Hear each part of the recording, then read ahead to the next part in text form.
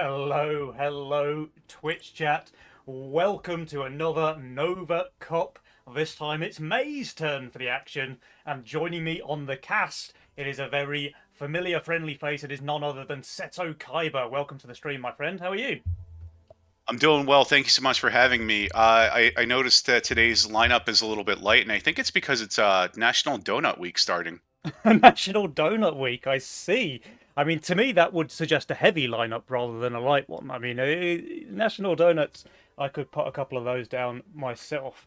But Seto, we do have some pretty cool teams on display. We have back from the dead, it seems, Kid K Pro joining a Nova Cup for the first time in God knows how long, since we saw him and Roman smash the main stage and take the trophy. So I'm very excited to see him back. He is with Dark Quacker this time around.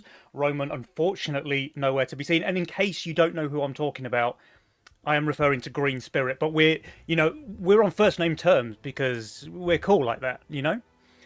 Uh, Honestly, very cool. Despite the fact that he was my first follower, I still feel uncomfortable. Like I've beaten him here and there and stuff like that. But honestly, to his caliber, not even a chance. But Kid K, as you said, back from the dead, reinvigorated, reignited, and one could only really guess the reason why. Yeah, I'm super excited to see him play. I think he's been playing quite a lot of Legion lately. He's even popped a couple of his own streams with Mike, which is unheard of. So really, really cool. He's climbed a ton. I don't know if he hit rank 1 yet, but he was definitely like 3.2k elo, so certainly no slouch there. And their opponents, Seto, are none other than the worst polls. So that is the Fake One and Pakistan RQS. So we've seen those guys play a ton together by now, and they usually a pretty damn good team, to be honest. I think they have a fairly good track record of at least making it through to day two. So I don't know. I think Quacker and Kidius have got their work cut out for them with this one, but they're certainly up to the task. So between these two teams, I mean, I just don't know which way to call it. I'm going to have to apologise to my Polish friends and say I'm going to be cheering for Kidius and Quacker on this one, just because I'm hyped to see Kid K back on the tournament scene. What about you? You obviously picked me for today's cast because I don't know what the record is when I'm on, casting the polls, but I'm pretty sure it's very near zero and very near a million. So uh, you might have shown a little bit of bias without even knowing it. Fair enough, fair enough. Well, in that case, what a happy coincidence. It's going to be pretty cool to have our favourite teams up for display. And speaking of which, do we have a lobby available? I'm guessing not yet. We've still got a few more minutes of yapping to go. No, we do have a lobby. Okay, we can hop into there. But I did want to, before we get that game underway, what do you think about the new meta, Seto? It's another month, another meta. It seems like we get a new meta every single Nova Cup lately. And the big change this time around, of course, is another mercenary switch up. So income mercs are weaker, power mercs are stronger, and it's all about that early game pressure right now. Now, I'm a bit of a slouch lately when it comes to Legion. I don't mind saying, but I have had some top level strategy from the master strategist himself, Shadowings. So he's given me some heads up pre-tournament to say there's some really deadly lines in the early game. If you see that your opponent is playing AoE, you can just go 5 into 8 pretty much every game. You have like your mole or your hermit on 5, straight into say Ghost Knight on 8, and you just win the game. Like you just win the game on wave 8. So we're expecting some pretty fast games, perhaps.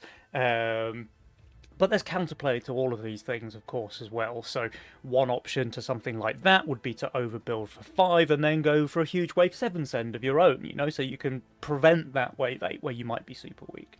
So I'm expecting some really, really aggressive early games.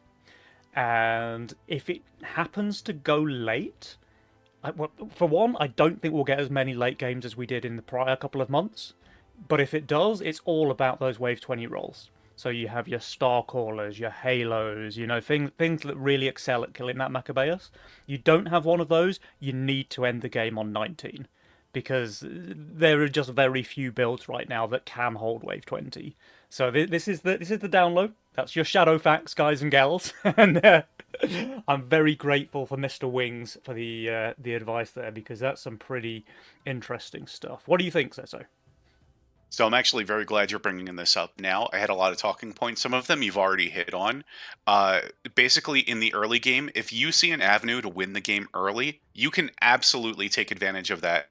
Our mercs are up, and the income is down in the sense of when you choose power and you make it work, you can end the game early. However, and this is the caveat, if your opponent holds your big real send, like your first early real send, then you put yourself at such a deficit that it's actually hard to climb back from, Hmm. because you pushed maybe a little bit more or a little bit less depending on the type of play style that you have, and that skews your income in such a way that you probably were not thinking about what you needed to maintain that pace. And then we get to see who gets cowardly, we get to see who is brave. So if you decide that you're going to power send and you fail that send, what do you do now? Do you just revert to income and play scared? Or do you go for another power punch with the risk that you might fail it once again?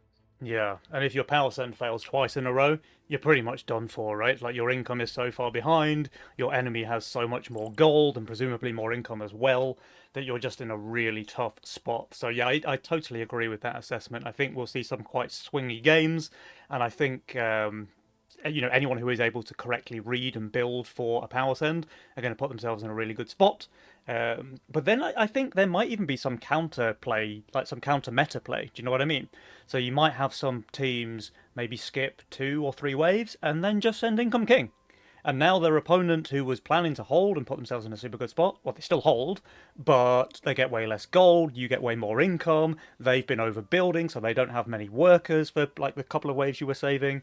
And I think this could be a pretty interesting dynamic, but we're going to have to see what the teams make of it, I suppose. We do have a full lobby now, so let's just let the We do players indeed. know that our yapping is complete and we can get the game underway ASAP. Now, meta aside, I'm super excited to see these teams play against each other. Like I said earlier, I am maybe going to be slightly biased towards Kid and Quacker this time around, but only because I've been cheering for the Poles every time I've seen them play, right? I'm fickle, what can I say? Yeah, no, I mean, it does put us as casters in a little bit of a position of bother, so to speak, because we do often either cheer them on or anti-cheer them on in the hopes that maybe this is the time when your caster curse is not going to kick in. But I'm very excited to see Kid K and Dark Quacker play. This is my first time casting either of them, and I know that they're both phenomenal players with phenomenal knowledge. 100%. Well, Seto, the time for yapping is over. The time for gaming is here. Game number 1 of Dark Kidius versus the Worst Poles is here. Nova Cup kicks off right now. Let's go! And that sound right there, we hear right off the bat, we hear the Megamind selection, and Kid K rolls a YOLO with that. So Ooh. honestly, I'm actually looking at his roll. It's a little wishy-washy for sure. That's a rough one. Like he has 2 tier 1s and then he doesn't have any playable units basically. Like I guess the Chain Fist into a Sea Dragon start is actually pretty good. I just think his role is super janky there because he hasn't got any like real melee unit that he can build cheaper than 200 gold. Correct, and that's pretty much the only real downside is there's no like there's no filling. Like he's got plenty of AoE in the Chain Fist and the Mask, both tier ones, of course, and then he's got good cleanup in the Halo. But where's that middle tier unit that he needs to just kind of help him get to that Holy Avenger or Iron Scales at some point? It's a little bit shaky. Yeah, it's an odd one. He's probably gonna have to. Oh, he's already rerolled actually. He's gone for the wave 1 reroll. I think that's pretty fine given the selection he had there. Meanwhile, we have a Kingsguard picked there from Quacker. We have a lock-in random from Pakistan, and we have a greed from the fake one. Fake one has, I think, a really good role. I love the Gatling gun paired with Polywog. I think those two units complement each other super well. Yep, the only thing honestly missing from making that the Uber gun is that slime mummy, which Pakistan kind of stole from him clearly. Hmm. So A little bit unfortunate. Thankfully, it looks like Kid K and Quacker, like, they didn't get sent snails, but at first when they had the Chain Fist and the Double Skelly, they were both possibly a little susceptible to a snail on one there. Yeah, yeah. I actually really like Kid K's reroll. So, like, the Crusher with the Aqua is a really solid early game pairing, and then he's got, the Sea Dragon to top it up on 5. He's got the Cascade on 7. I think he's in a really strong spot now. The reroll there, absolutely helping him out here, I think. Absolutely, and just the versatility that you get out of the Bone Crusher. You might have a mid-game scariness a little bit, but obviously it's not what you're counting for. You are waiting for that Dank Mage to come into play later and buff that what could be infinite Salve at some point. Oh, hell yeah. With, like, Glacial Touch or something as well. Absolutely, and actually on that note, since this is not going to be an interesting wave, we do have Sorcerer, Counterattack, and Glacial Touch in this game. And all three of those spells are, at the very least, interesting. They're not just econ. They can change your gameplay up or give you something to play for, early on. These are spells you want to see at the beginning of the game to help you make that wave 10 decision. Like, what am I going to do? Right, 100%. Okay, Kid kind of getting away with murder there. Went with his 6 workers, didn't receive a snail or anything like that. And now he gets the Sea Dragon down for wave 3. I think he should be doing pretty well. Oh, he actually just changes his mind and goes for the double Aqua. Maybe it's because he can use his gold like perfectly this way. He's on 0 gold right here. Gets the double Aqua, gets a bone in the split as well. I would like a little bit greedier placement from the Aquas, just a little bit, as they're okay tanks here. And since he is getting the DT, it's not such a bad idea for him to use their HP a little bit as a resource this wave. But overall, he did get away pretty good here. Decided not to go with the Fire Archer, which would have just eaten infinite shots from that DT there on 3. Yeah. Meanwhile, by the way, the 60 that he sent into Pakistan looking pretty effective here. He's going to leak about half the wave. Yeah, that's 56% there. And meanwhile, Kid K, he received 60 of his very own and is just holding. So that's Absolutely. a really nice turn of events there for Dark Hideous. It's kind of the difference between two plays, as we're saying here, but Slime Mommy receiving, I think, her 3rd repeat nerf in a row this patch here. Definitely kind of being shown off here, because ideally, Slime Mommy is just kind of a giga unit on 3, or, used to be anyway. Yeah. I mean, it's a really good tank. It just doesn't do very much damage, right? So the Lizard there able to kill the thing quickly enough before it can hold the wave, and then, yeah, we saw the result, 56%. Little bit risky here. Like the Snake is a great unit on this wave, and the Polys are okay damage and tank, but obviously 15 gold cost. Will that be enough to give the Slime Mummy enough time to pop off once again? And I think the answer is going to be no. Kind of close, but I think yeah. Oh, barely! Literally the last attack there. That could have been spicy. If he just missed that, this could have been a pretty big leak. Yep, and it looks like the Fire Archer getting the exact right amount of chickens on it. As it kills that last one, it'll be able to threshold very easily here. Quacker, who we haven't really paid much attention to so far this game, easily holding, obviously, wave 4 with the Skelly, but that's all he's got here, and he's 8 workers. He's actually a little bit vulnerable next if there's any kind of send into him. Well, he's under pressure, right? This is a super long wave. Pakistan has nearly 100 Mythium already, and Fake One is going for the first real send of the game. We have... Oh, but Quacker, he's got Mythium of his own, so we've got Imps into Fake One, we've got Imps into Quacker, we've got Brute into Kid K. Is anyone going to be able to hold? I think Kid K is looking really good here. He has the Fire Ellie, he's got Crusher for tank value, Fire Archer as well is pretty good damage with that magic ability. Meanwhile, Dark Quacker, I mean, he's super undervalued here, minus 140. I think that's going to be a pretty big leak from him. Pakistan and Fake One, they're both a little closer to value, but I don't think... well, with only a Fiend, Pakistan should be completely fine. So I think this is all coming down to Fake One and Dark Quacker's lanes. So, interestingly, I don't recall the last time we had a real send on 5, maybe 2 months ago or so, but definitely speeding up things here this patch, and Quacker doing a pretty juicy leak there. Yeah, Fake One did incredibly well there, just 28% leaked from him, so Quacker certainly coming off the worst. They got basically an identical send here. Absolutely. The only thing that I will make note of here is that the Fake One did real send and didn't really see any benefit out of it. He, Yeah, KK was unfortunately, able to KK hold there. He could even cover a holding little out. bit in the mid, so they've taken Sun King damage, but really the worst polls I think wanted a lot more for their Mythium there.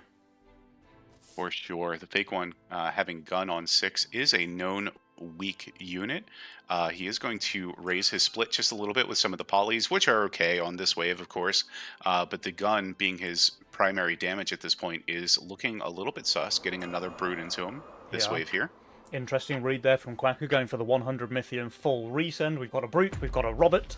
Now, the Devilfish are, of course, fantastic on this wave. The Robert does add some much-needed DPS, being able to kill that thing in the split fairly quickly. Now wrapping back onto the left-hand side. I mean, it does get a summon on the Gate Guard, that's crucial. That's going to get him an extra creep at least. Maybe one more Absolutely too? here. Not quite. Oh, Very, very close there. Fake one, 30 60%. HP. So really Yep, nice resend there from Quacker. And what's more, this long wave is giving Kid K the perfect amount of time to get the Mimic out pre-income. Oh, shoot. Would you look at that? Boy, a Slime Mommy with a Mimic on 7. I've never heard of that before, but usually you can assume that that's going to be pretty good here, especially because we have a lot of tiny trash that is also not good on this wave. Pakistan did go for a very smart shift play there on wave 6 though, so he's able to get this full Avenger here on wave 7, changes up his split for a blob as well, but of course that's just more gold going over the way of the Mimic. It is more gold, but it is slightly more value than the 2 polys, so I think while it's obviously not ideal, it's still, I think, a better situation overall. For sure, for sure. Alright, Fake One did overbuild this time around, so he's not going to be caught out again, I don't think, which is very good. We don't want him to Waldo here when his teammate's receiving a 220 Mythium send. Mimic's still pretty good against the Avenger though, the Swift Armor of course. So while it is a bunch of much needed damage... Hey wait, is this Avenger just clapping the wave? This Avenger is doing exactly that there, Penny, and we get the Mimic pretty low. We still have a decent tank on this wave. Like, of course, the Mimic will pierce through it, but the gun is excellent damage against all of these units, and we might just see the Mimic go down and not even see the King. How about that? Full cover in the mid as well, so 24 gold on the Mimic, not too shabby, 80% leak on Pakistan. I think both sides are fine with that though. The worst polls didn't take any King damage because Fake was able to full cover. And I think, honestly, Pakistan pretty proud of his hold there. Like, it was a big send, and he, you know, the percentage was big, but really it was just a Mimic and a couple of creeps. Yep, Mimic, a couple of creeps, and all of this power sending has yet to really lead to any real King. Also, last wave, the left side team was sitting at a 57% win advantage, and now with that send and ultimate hold from the Fake One, we are now looking at a more closely even game. Yeah, and I think that's going to swing back in the favour of the worst polls after this wave as well, by the way. It seems that the Jawsometer really favours Mythium on hand, and Kid K went for another round of Income King here. So with the worst polls both hanging on to their bricks, I think Jaws is going to be really impressed with their play and give them a decent percentage boost. Absolutely, I fully agree. I don't know necessarily when they are thinking about sending. I guess Wave now it's 9, fine. I think. The AoE that Kid K has is obviously not ideal for Wave 9. Like, they do have the Halo, which is a very good unit this wave. It's not going to do any of the tanking, which is still okay.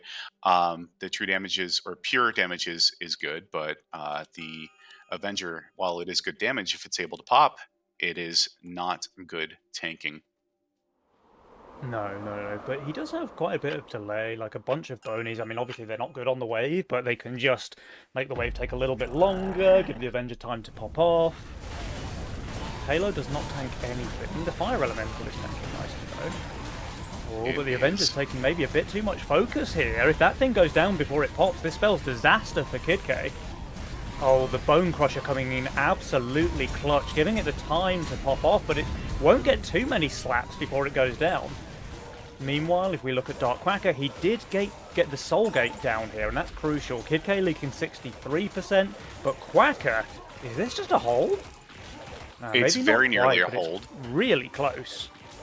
Very, very close. And actually, interestingly, not a point that you've asked for, but I would like to inform you that the Hermit received a 33% increase in its HP this patch, Holy and moly. that took a little bit of the tanking from the Halo during that wave.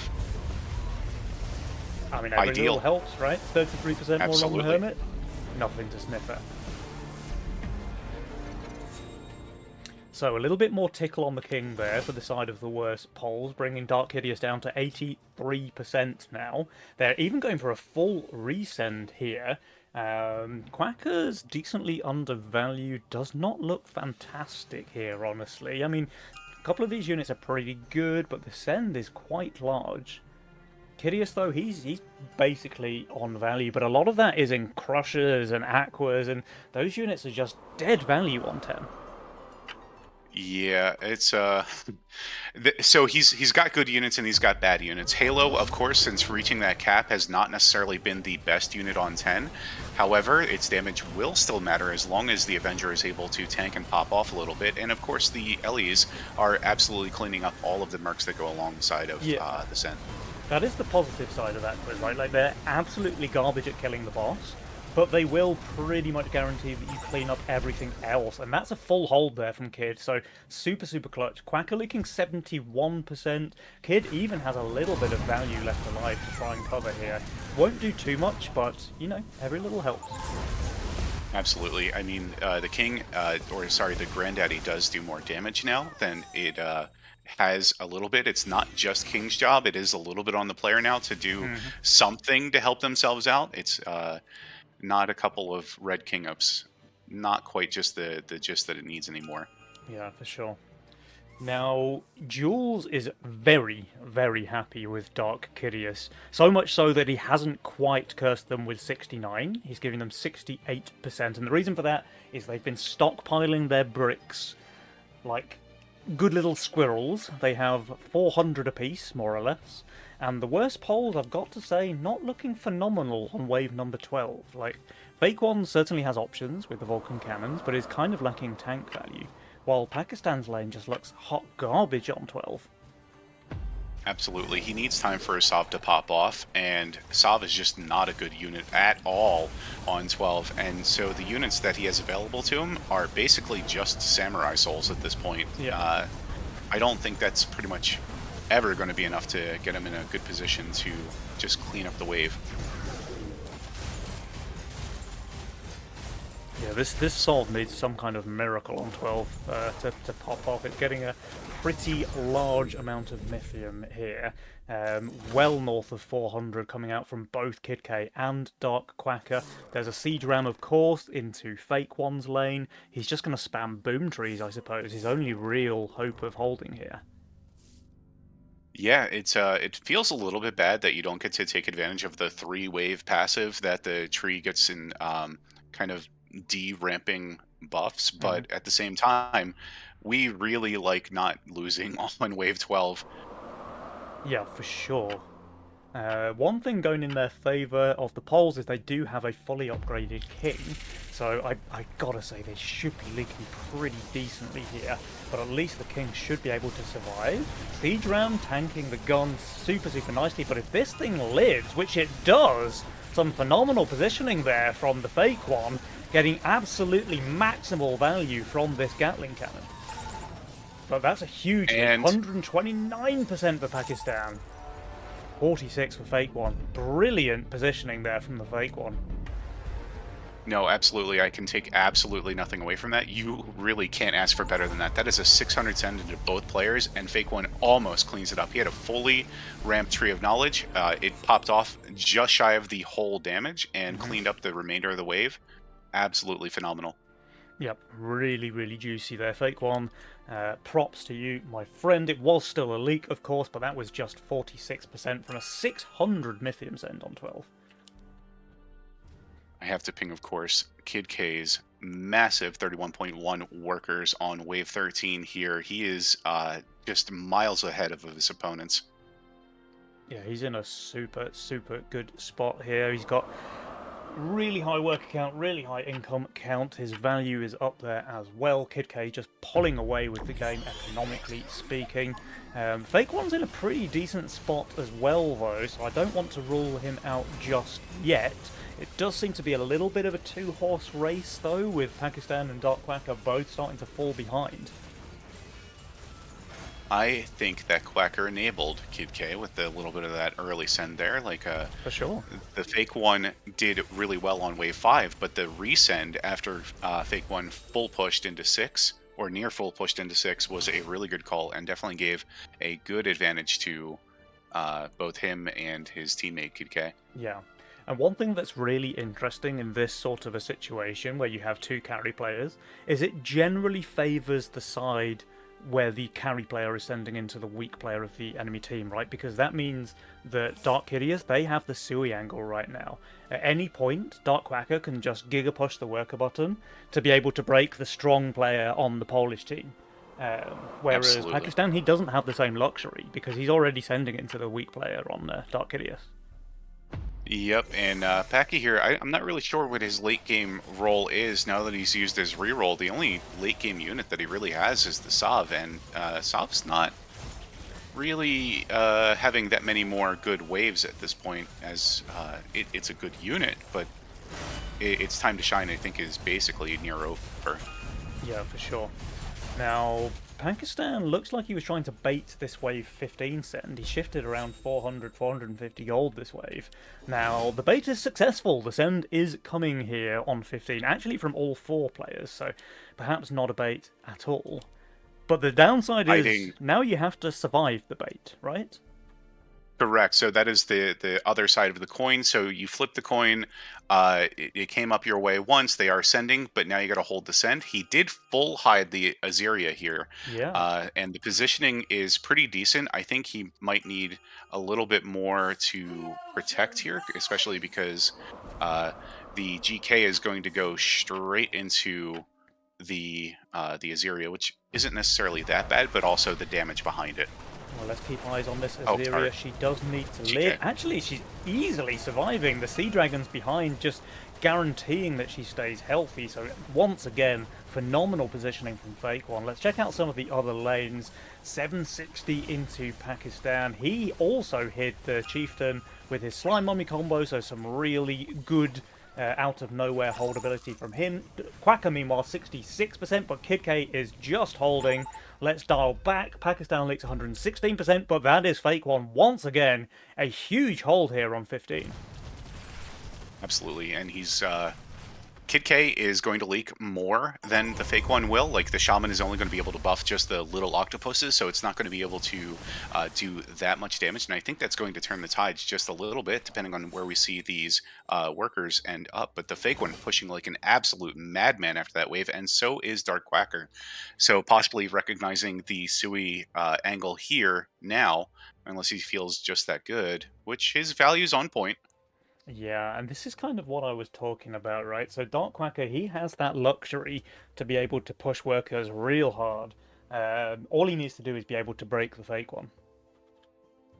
Yep, and the Fake One is on value, but Pocky here is 500 under. Kid K is above value, and with their Glacial Touched unit in the Arc of Justice, it's obviously a miles ahead better unit than, say, the Gun, which could, spell tragedy and doom Hmm. if the right units are sent into it. But overall here, I'm a little bit apprehensive of when the next end will be because Pocky again is just not great going into any wave except for 18. Well, the worst polls are going make or break here on 17. So will Kidius match this, or are they going to try and go longer? So the polls do have the advantage of they already did do a bait send once, so maybe their opponents are thinking, yeah, it's just another bait, or they just feel that good on this wave here. As we do have the tree, we do have three Sovs on this wave, which are not necessarily that good for Kid K, but could be an interesting kind of probably result here if Yeah. this goes well or poor. Yeah, I don't know about the save there from Dark Kidius because Kid K in particular, this seems to be his weak wave right now on 17. I mean, Quacker's pretty good here, but once again, he's not their carry player right now. That's Kid K. Correct, and Quacker did push relatively hard on that wave. So that, again, they were able to get some decent workers and value, but still not great since they didn't upgrade their tree. And his tanks are absolutely getting chomped up. We're going to be onto the Starcaller in no time. It all comes down to this Seto, because I think if Kidius is able to hold here, these guys are just pretty much guaranteed to win the game, but of course vice versa. With just 60% HP on their king, these leaks could very well spell their death, because we've got over 100% leak on both players, and I think Dark Kidius may have just thrown the game by stockpiling their bricks right here. Kingsguard is broken, but is it broken enough? It is not! That is GG in favor of the Poles. Yeah, GG in favor of the Poles here.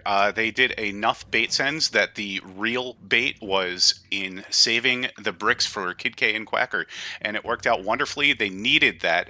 If we get a chance to look at the graph, I don't, because I am too fast at hitting the buttons, but I'm assuming I had the graph that up on screen just here, and it is basically green the entire way through. So Kid K and Dark Quacker were in the lead basically from wave 1 all the way to wave 17, and then they just lost. So, I mean, look, it's easy when you can see everything. You can see that, in fact, the Poles have pushed, that they are undervalued. You know the right play, of course, is to send there on 17. But when you're in the game and you have to make that snap call, are they just baiting? Have they shifted gold again? If I send here, is it going to be a massive throw? It turns out no, like you needed to. You're going to lose the game if you don't. But yeah, look, it's so hard when you're in the game, in the moment. You don't have that information, and you have to make a call. They made a call. It didn't work out for them. Did work out for the Poles though. Super clutch, grasping the game there from the jaws of defeat. They were. Absolutely. I notice here the chat was a little unruly here after seeing. I mean, they don't see yet, but they will see that the game possibly did a little bit of an unpredictable swing here. But I mean, what can you do? You just have to roll with the punches. You have to be an experienced pro like Kid K, like Dark Quacker, get your head right, and just pick up the pieces. Don't fall for the trap again, and play like you're going to win, as they were in the position to do that entire game last game. Yeah, 100%. They kind of had the game in their grasp, and then, like we know, it does happen this way in Legion. One small slip up can just spell doom. And while they were ahead, it was never really extremely so. So we never saw them up at the 90% plus victory chance or anything like that. They were never that far ahead. It was always kind of within the 60-ish% range. And then when you are still fairly close, even though you're in the lead, all it takes is one minor slip up like that, like we saw, and that just is it. That's the game, and that is 1-0 in favor of the Poles. But Seto, enough talking about the first game, because game number 2 is here already. These players are not messing around, my man. I'm going to let you introduce the masterminds while I update the scoreboard. And yeah, game 2, let's go. Absolutely. So Paki and the fake one last game, they did play Locket and Greed, so maybe they don't get such a safe roll this time around, depending on which direction they go. Kid K here, Mega Minding once again, and this time a much more favorable spell, as the Cartel Fiesta is an awesome pairing. So Synergy is definitely feeling a little bit better on their side this time around. Paki here with the Chaos in starting with the Goblin Copter is actually a little bit risky. I mean, he will have some low-cost units in the next couple rolls, of course, to help support it, but Goblin Copter not great on 4. But our spells here, while the fake one picks their Kingsguard, is GA, Robo, and the ever fearsome embargo. So I love the fact that there is a wave 12 undercut option here for the embargo, but I also really like the safe option if you have something like a POTA or some fun unit in the GA there to help shore up some of those waves where you might have done a little bit of extra leaking. Yeah, 100%. Now, Seto, remind me, what's the name of that tier 1 that Pakistan has in lane 3? Sorry, the whirly bird. No, the prior version, the unupgraded version. Oh, the goblin copter. The Goblin Copter, that's the one. Yeah, that's interesting because actually Green Spirit has been Goblin D's lately. Yes, and honestly, it needs a green skin. This way, we can have the green goblin, of course. Oh, But yeah. Damn right, man. that, or maybe a mage skin. This way, we get the mind goblin, of course, because then I mean, how can you mind goblin? Amazing. Here we have Treasure Hunt. Actually, Carry I on. want that to happen now. I want a mind goblin. The Mind Goblin skin? Yeah. Kid K with the treasure hunt here, getting away with murder. He would have lead to a snail, didn't get a snail. And we have Fiesta there on Dark Quacker, adding just 2 Polywogs to his Treant on 2. I don't know if this leaks No Send or not, because Treant is still pretty cracked. It is still only in its second wave of debuff. It is paired with the poly again. Decent damage, decent tech, but Ooh. 15 gold. Post-income Robo here from Kid K, straight onto the Whirlybird here from Pakistan. This could be dangerous. He did add, though. He did add. He added a good unit for it in the gargoyle, but it's what can you do when your teammate also doesn't hold wave 2? Bit of a Waldo there from Fake One. And meanwhile, Quacker got a very nice Fiesta. 33% to the no send there. Yep, very nice Fiesta, so that's extra gold tip for him. A long wave, of course, for his 6 workers. Unfortunately, the rat, of course, wasn't hunted last wave, but we will be having that here. And again, as I mentioned earlier, the Goblin Copton really kind of bad on 4, so Kid K once again having options here for the income sends or after income sends on 4. Yeah, I mean, there's a Fiend wandering into Quacker's lane, but he has the Seraphim, which, as we all know, is the most broken tier 1 in the game. Absolutely, that's not something that I think players can take lightly. It's very cheap. It has 2 forms, good magic damage. And then when the magic damage isn't good, the Swift Tank usually is good. So, very, very good unit. Yeah. Well, there was just one final cast getting off there by the casket in Fake One's lane, and that spells a hold for him. But meanwhile, so does Kid, so does Quacker. So the wave 2 aggression seemingly paying off here with Dark Hideous in a decent lead already in game number 2. Yeah, he's got that cartel advantage, giving him that 43 income. Of course, he'll suffer later, but he's got the same amount of workers as his teammate. He's only one behind the Fake One, and when he wants a little bit of extra Mythium, he just pops that rat down and says, hey, do some work for me. For sure, for sure. Now we do have a full send here coming out into Pakistan, but he stayed giga on value there with just 6 workers. And the full send is only income, so I think Pakistan should be completely fine. Yeah, he's fine. He doesn't have the best tanks necessarily this wave, but he's got that fresh tree. He's got a doggo. And honestly, top 20 players know how to play dog. I'm actually very upset now that Paki has rolled. If this was a starter roll, this would be the best roll in the game. No way. Very juicy Fiesta there from Quacker. Not quite getting the 11th chicken, but 10 will do. I don't think he'll be that upset about it unless he did specifically run the numbers ahead of time and find that it should have killed 11. But otherwise, I think we're feeling pretty okay about that. And I think Paki's recognized at this point that he is against a Fiesta player, as his sends, he's not going to risk his income on power sends to, leak that 10, 12, 15%. Yeah, for sure, for sure. Speaking of power sends, though, we have got one coming out from both Quacker and Fake. So Kid K is going to have to deal with a Robo here, but I think he's going to be okay, honestly. He even hunts his pack rat. Fake One, he's got Punches 100 back to around. deal with as well. Will his Fire Archer survive the bot? It won't. Oh no! He needs that single target damage. Without that, his build kind of sucks against the wave.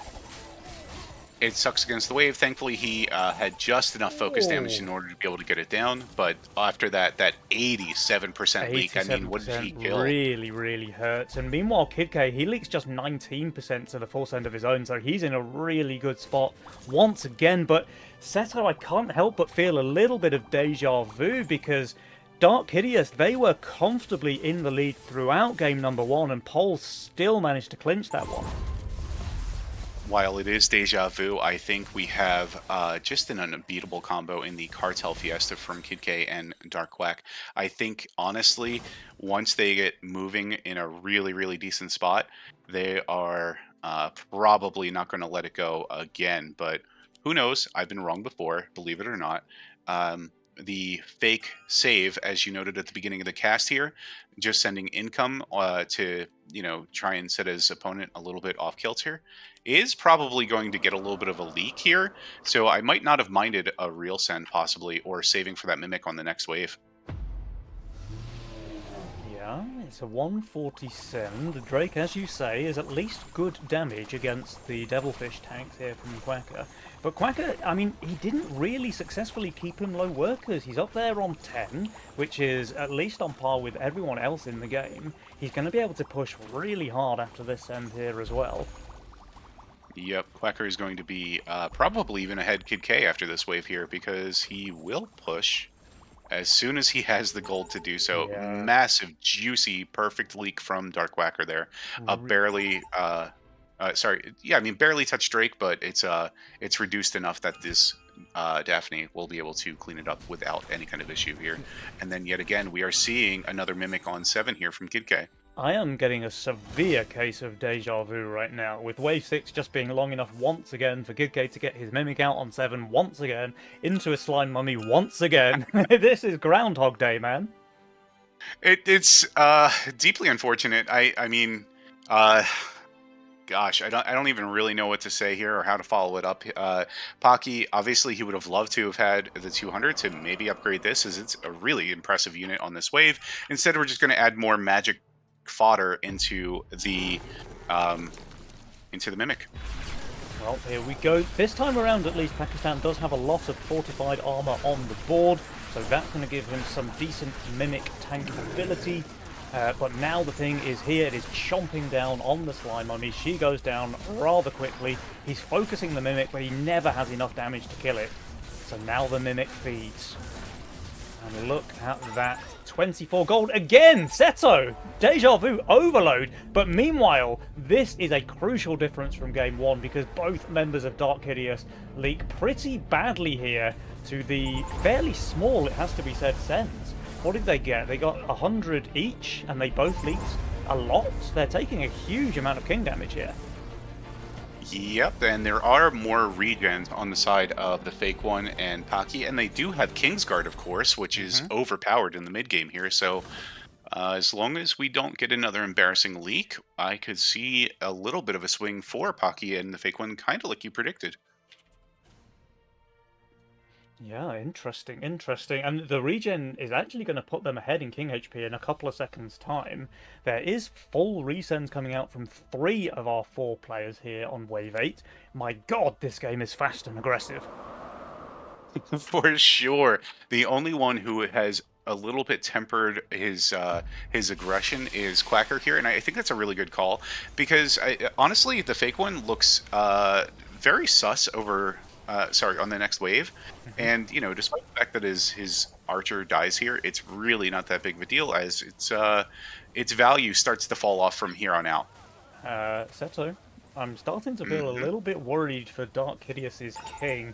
Okay, only 4 creeps leaked there from Kid K. It's probably going to be 3 or 4 from Quacker as well.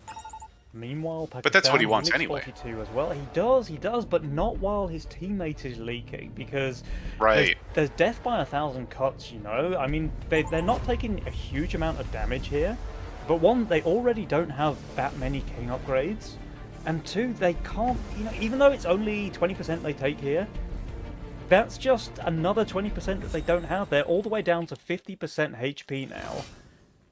Their Kingsguard opponents, they have more King upgrades, they have more King HP as well. This is... Yep. Hmm. It could be a little bit suspicious here. I really like the call from Pocky and the fake one, and this is me just going into full caster curse mode by kind of accident. They have decent units on this wave. They're going to be able to, at the very least, hold pretty decently well. Kid K and Quack both on 17 workers, though. If they are not able to, Pocky and fake one, be able to get some momentum, they are going to start to fall behind, despite the fact that they have decent units on this wave.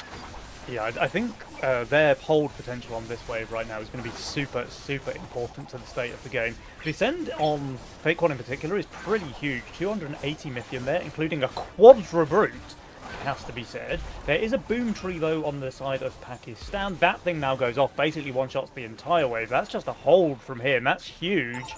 And Fake One, he's leaking 79%. So Pakistan, really, really clutch hold there from him. He won't be able to cover very much whatsoever, but crucially, only one of the players leaked. And I think Dark Hideous, they needed a little bit more to get done here to put themselves into a commanding spot. So we are seeing the workers start to even up here. Kid K will lose his income next wave as the cartel starts to fade away. They are putting down, like, Kid K's units for the next couple waves are actually amazing. Like, Tree is great on 11, 12. Flower is pretty good on, well, it's very good on 12. It's good on 13. His Daphnes are going to be able to, do a little bit of poking and prodding, a little bit of work here and there. Like, Daphne damage, or at least the buff, is always in some kind of position of strength. The only thing I'm a little bit suspect about is the income send after Quacker's long save. Yeah. It has to be said, though, Fake One is... Oh, okay, never mind. He added a Berserker. I was going to say his build looks pretty garbo here on 10, but the Berserker kind of remedies that nicely. Yeah, he has had that down. He had it down, I think, on wave 8, which made him, my initial watch, a little bit suspect on 9, but he ended up doing, obviously, about as well as we expected on 9. Yeah. Now, we see auto send indicated by both member of the worst polls, but Kid K, he's going for a full send here on 11. So I would guess he has to take the Robo Army. He does. Now it all comes down to Pakistan and his hold potential. There is GA offered, and that is really good on something like a Banana Bunk, or even on a Boom Tree. Absolutely, yeah. A second boom. Sorry, it's not a second boom. The boom doesn't go off until he fully dies, but he does accumulate mana during that entirety. But everyone here just managing to pick up some form of tree. Quacker has, of course, the trees of knowledge, but everyone else has the banana bunk available to them. Very interesting. Yeah. There's a lot of arborage going on in this game number 2. Now let's see, Pakistan, you receive 480 Mythium here from Kid K. Show me what you can do. Everyone took embargo except for Kid K here. He could look for the undercut next, but I don't think that's very wise. But we do have a lot of Mythium coming in for 13 or potentially 14, depending on what our opponents are currently thinking. And this is a lot of work done by Kid K Send here on 11 as well. 91% leak there from Pakistan.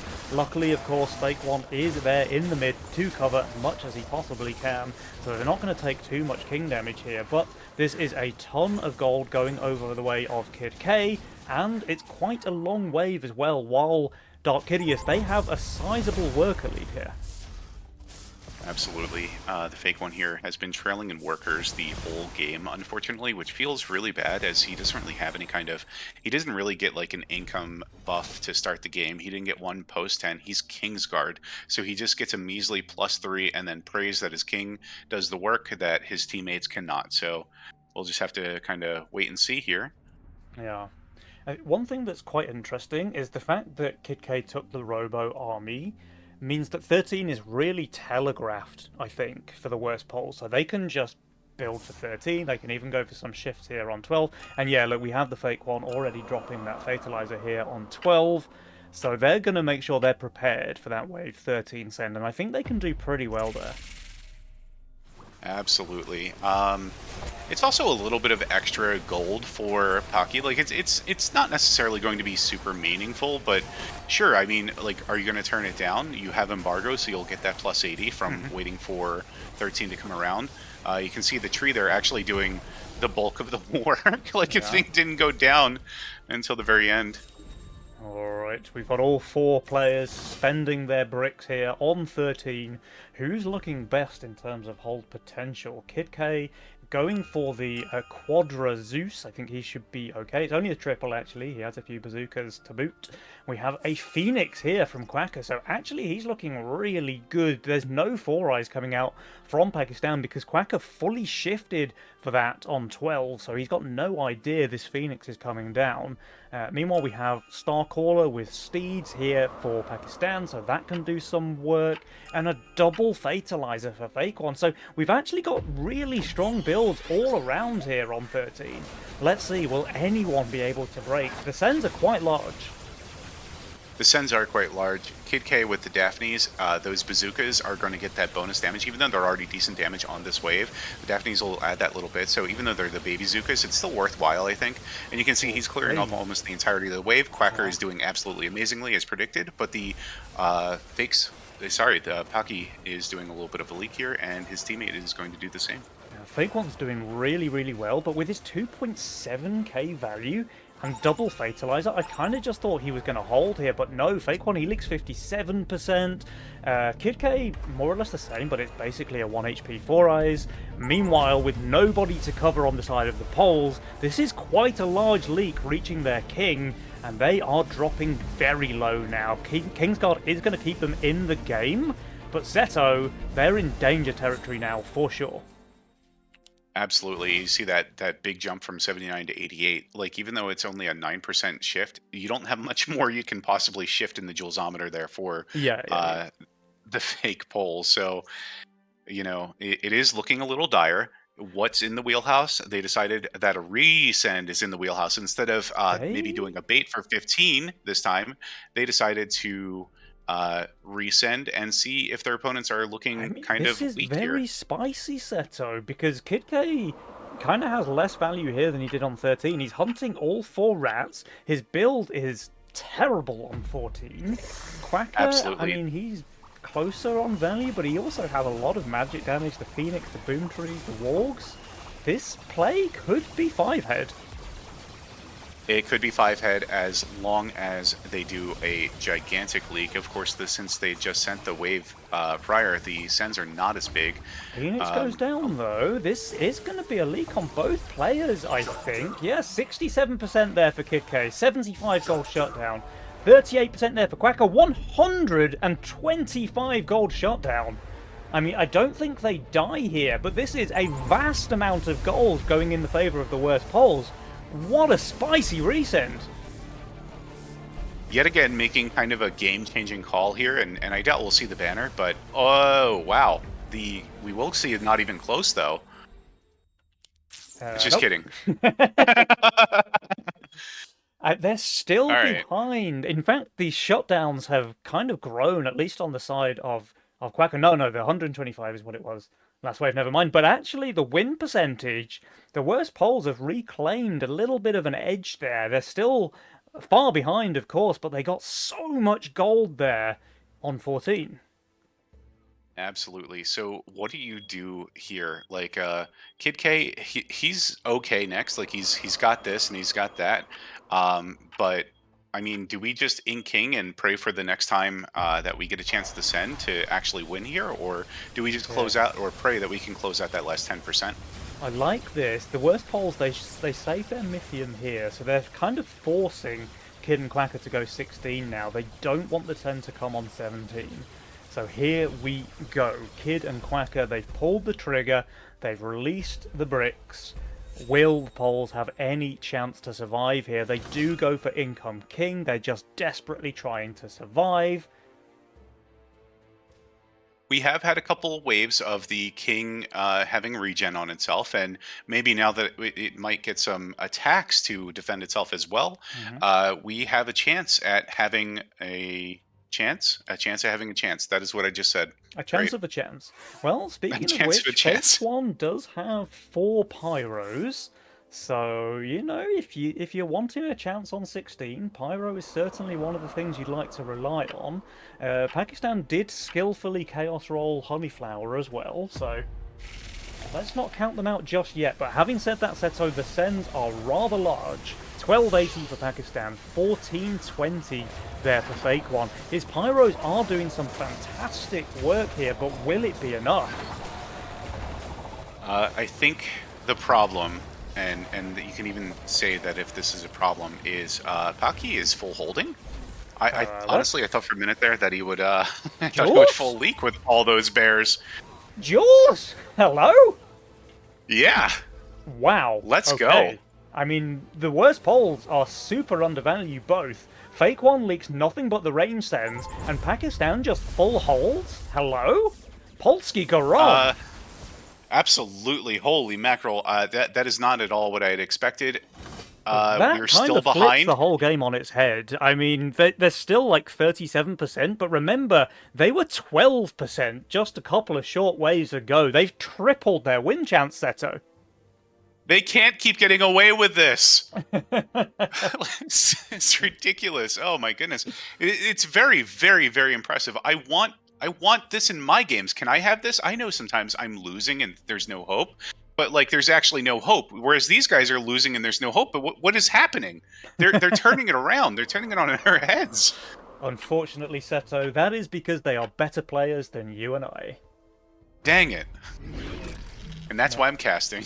What is the angle now? Because Pakistan and Fake One, they're on super high value right now. Kid and Quacker, they've pressed the worker button pretty decently. In fact, it looks like Kid K is going for a suicide play. They will send here on 18, but Pakistan, he's shifted more than 800 gold. He's going to be overvalue. Yeah. There is decision making that is happening at levels above what I can possibly comprehend. And again, thank goodness I'm omniscient right now, whereas I can see how the plays are actually unfolding. But if this was happening to me, I think I'd be crying in a corner at the end of the day because we have 1,600 gold to spend here, and we have absolutely rolled a giga unit on 18 here in the Hades. Right. Well, let's see, Seto, because now the roles are a little bit reversed from game 1. We've got Kid K and Quacker going for this big wave 18 send, including a suicide push there from Kid K. The worst polls, they have stockpiled their bricks. They are quite strong here on wave 18, and Pakistan, he's borderline on value there. Just down by 10%. Fake One's a little bit further behind, but he has triple Fatalizer and triple Sea Dragon as well. Yeah, he has really good units for the wave here. It looks like Dark Quacker also did a fair bit of pushing as well, so had the fake bulls sent here, there's a very good chance that they would have done excellent damage to their opponents. But so far, I'm going to say that Paki is doing a great job here at cleaning up those whales with Fake the One's Star front Color line and goes the... down. His Lifebinders are now tanking. But Pakistan, he cleans up the entire wave, once again leaking just the range sends. And Fake One, he's doing the same. So not a single wave 18 creep in the mix. This is a fully upgraded Kingsguard King. I'm pretty sure they survive this. Yeah, I mean, the Needler needs time to re-ramp once it reaches the King here. The Shaman didn't necessarily have anything to buff except for maybe the Four Eyes, and sure enough, they hold with 10% King. Wow, okay, Kingsguard confirmed broken. Now there's a Copium resend coming out from Dark Kidius. Worst polls. Tell me you're not going for the reverse throw here in game number 2, because they did once again, Seto, stockpile their bricks. I'm hoping for their sake they're not saving it for next game. Same. So we are looking at decent units for both of our players, but at the same time, with the ranged wave, that makes these Krakens that much more impactful. Like, the Pyros would be good tanks if they were to ever tank, but I'm a little nervous. How's this going to unfold? Both players of the polls are more or less on value. They have 2 Havens as well, a decent chunk of fortified tanks and the like. The Sens are still decent though, 1200 there into Pakistan, 880 into Fake One. Are they able to survive this? Even Kingsguard can't hold too much of these Wave 19 Giga Creeps on the King, and I think, Seto, it's looking like we may just have seen the counter throw. So game number 1, the Poles did it to Dark Hideous. Game number 2, Dark Hideous has done it to the Poles. I think we're going to a game number 3. We're going to a game number 3. I'm not going to say I think, despite the fact that we have all that beautiful, delicious king. Wave 19 still really hurts, and 19% does not ever do anything against Wave 19. So, well, unfortunately here we're going to see, we're still going to click the power marks, but it's not going to mean anything. They will not see the light of this game. My God. Darn. Absolute roller coaster of a series between these two teams. I mean, let's check out this graph once again. Well, okay, this time around, Dark Hideous was in the lead right from the start, right until the end of the game. But, Seto, if you ask me, I think that graph doesn't tell the whole story, because with that insane Wave 16 hold coming out from the Poles, I think they were at least even to win this game. And then with their performance on 18, surviving that stupidly large send from Dark Hideous, I mean, I thought they were going to win the game, but that resend coming out from Kidius while the Poles held on to their Mythium, sealing the deal, and man, this series is just wild. The series, it feels like it's swingy, but it's just insane high-level decision-making. It's not really swingy, like it's generally speaking favoring Kid K and Dark Quacker. Mm-hmm. However, because of the decisions that we're making, things are happening in a way that are a little bit hard for us as casters to predict. And I mean, I'm excited. I want to see what's going to happen and aka keep happening, but I want something a little bit less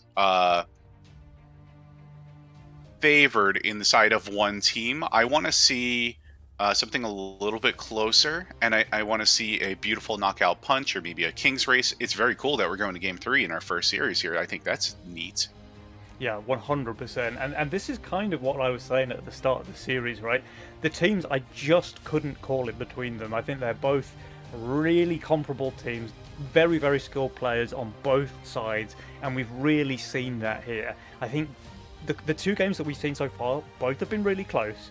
Both have been won with what I would describe as an upset, despite the Poles still showing us behind in that game. In my mind, they were pretty decently ahead, and actually if they had sent there on 19, I'm fairly confident they win the game, right? I think even possibly 18, as both Kid K and Quacker were, kind of low, but they had to have recognized the Sui at that point. Yeah, for sure. I mean, they saw Kid K's value, right? They saw the size of the send they received.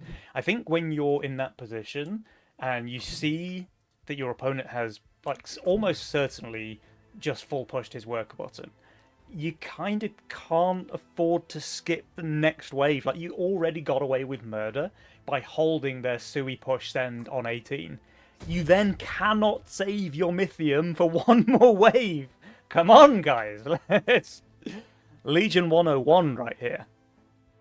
It seems to be, and again, because we're in a position of privilege a little bit, but I mean, they already did big mind game one time, and I guess maybe they thought they could outplay their opponent again. Unfortunately, today on National Linda Day, it just didn't work out for him. I thought it was Donut Day. Oh, it is. Oh, okay. But Lindas need love too, I guess. Linda's, donuts, Steez. Yeah, sure. Okay, we just have a quick 2-minute break for one of the players, and then we should be able to get game number 3 underway. Seto, remind me, what were the masterminds played there by Dark Hideous in game 2? So that was Cartel and Fiesta, an excellent pairing, just all around. So they won't have that available to them in quite the same sense. It was a Mega Mind into Cartel, so that matters. So let me make sure I say that was Mega Minded Cartel, not just base Cartel. Oh, Megamind Cartel. Okay, thank you. Let me Correct. update that then. All right, cool. So But that's Megamind and Fiesta down for Kidius. That's Lock-In and Greed down for the polls. So anything but those masterminds is what the teams have to choose from, which still leaves them rather a lot of options, actually. Let's see what the players pick here as we move into game number 3. Okay, so we're still waiting for one more player. Never mind, never mind. So, Seto, it all comes down to this one, my friend. We've seen the teams battle it out really, really competently in the first couple of games. Has your mind changed whatsoever when it comes down to which way this series is going? I think I'm still cheering for Kidius. I'm cheering all of our teammates on in a completely unbiased way. However, the dominance that Kid K and Dark Whacker have been displaying so far, aside from Pocky and Fake One making some really good calls in both games, like basically keeping them in it, they've never really had the foothold. They're the ones who are getting the foot put on them. Like they're getting stomped a little bit, but I don't see them being able to pull out another Uno reverse of any kind here, as it's just kind of been the Kid K and Quacker show. Very, very strong showing from them so far. Yeah, for sure. And this time around, they at least managed to convert their early lead into a win. I wasn't so sure. I really wasn't. I kind of already gave up on them when the polls survived that wave 18 send, but then their decision to not send their bricks on 19 kind of just gave them a miracle. But hey, guys, game number 3 is about to begin. The series is tied 1-1. This one for all the marbles. Who is going to take the series? Will it be Kidius or Pols? Let's find out in game number 3. Very excited here. This time we do see Pocky and Fake One abusing that Cartel Fiesta, getting to choose it outright as they haven't had the chance to play either of those masterminds so far. And Kid K here getting with the lock-in, and I'm going to assume probably a random. It sure is. Okay, random for Kid, Greed for Quacker. This time, Pakistan picking the Cartel, so they clearly liked the way Kid and Quacker played the Cartel Fiesta pairing and decided to run it back against them here in game number 3. Absolutely. Imitation is the best form of flattery, as they say. Who are they? Don't ask. I'm not sure. But essentially taking the slightly worse version of it, as they don't get that extra 1 gold from mega minding into Cartel, so already kind of at a disadvantage. Oh, look this, Oh, though. We've got the double snail coming out from Kid K and Quacker, sniffing the Fiesta here. But Fake One, he actually went for the Whirlybird start, so he's going to chew up this snail. That's +4 gold for him, +4 for Pakistan as well. And what's more, this snail makes the Crusher have a very long wave. Crusher's going to have a very long wave. However, Quacker is the one sitting on 5 workers, not Pocky or Fake One. Of course, the Fake One will probably push to 6. But again, Quacker's not going to have any kind of issue getting to that snail or even potential double snail. No, I'm kidding.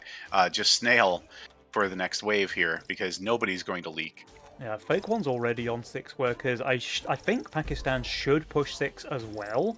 Let's see if he does or if he plays it safe. No, he does. So we've got 6 workers for both members of the polls right now. Everyone gets their snails out in income. So Fake One, he's going to leak. I think it's about 56% here with the solo Whirlybird on 2. But Pakistan with the Bone Warrior double, he should be completely fine, especially with no second snail. I think he's just not in any danger. Now with the nerfed mercenaries, I think Bone Crusher is really safe on 2. Yeah, he's going to do just fine here. The idea is to have it at least 1 square down the backup Bone Warrior, and that'll allow you to hold on to no issues to a single snail. Yeah, there's the 58% for Fake One. It looks like a hold for both of the other players. And, of course, Pakistan, he is going to be fine, I'm pretty sure. But it's going to be a really, really long wave setter. He is only just barely thresholding. My god, he's edging like a beast. That thing was down to like single digits HP, I'm pretty sure, before it started recovering. I think it disappeared briefly on my screen before saying, "Psych, game server say I live." And the real thing is that the Bone Crusher just has insult to injury, because when it holds in the mid, it's already regained enough HP to make sure that it can survive, and it just takes so long to cover. Meanwhile, both of the poles, they have their 60 bricks to send. We've got triple snail from Fake One, we're going to have a fiend from Pakistan, but the wave was also long enough for double brute to come out here from both members of Dark Kidius. So, Poles, what is your answer to the first Power Merc send of game number 3? King's Job is my guess here. The Brute is going to do an excellent job against all of the Fake One's units. The Brute is going to do an excellent job against all of Paki's units. So this real send on 3, I mean, it's a big sign that the Merc patch, the Power Merc patch, is here to, you know, really make an impact on how these games are played. Alright, Fake One with the 80 cent. He's getting absolutely run down. He did have the Shroom here, but the Brute makes quick work of that. That's a 53%. Meanwhile, Pakistan is focusing but not killing the Brute for a very sweet penny leak here in lane number 3. Why is it called a penny leak? It's because I'm the unluckiest man in the world. So it's like a skill, you know? I focus the Power Mercenary at just the wrong moment so that I almost but don't quite kill it. And then also leak, like, the entire rest of the wave at the same time, you know? Unfortunate. Alright. Alright. We have a double Robert resend here on the 4th wave into Pakistan. He is playing it relatively safe, though. He's added an entire second atom. But double Robert is still pretty good and should be able to crush his Crusher relatively quickly. Absolutely, but just as a favor to his teammate here, the Fake One has decided to overbuild despite being Fiesta and just getting a real send for what might be his mate's worst wave for kind of a little while. Bone Crusher still absolutely doing work, though. Yeah, Took but that's lot because of damage. both of the Roberts went straight on the atom, so they killed that bad boy, and that's a 50% leak there for Pakistan. Still, I think Kid K was probably hoping for a bit more than that. Absolutely, but you know, you know what? Like we have a good mate. I don't know what more to say because the Fake One absolutely could have leaked here. His units aren't that good except for the Rangers, which he added a couple of. I mean, the Wildstorm, bad damage, kind of bad, or is bad tank value. The Whirlybird still bad. So great read there from the Fake One to cover his mate on that wave. Yeah.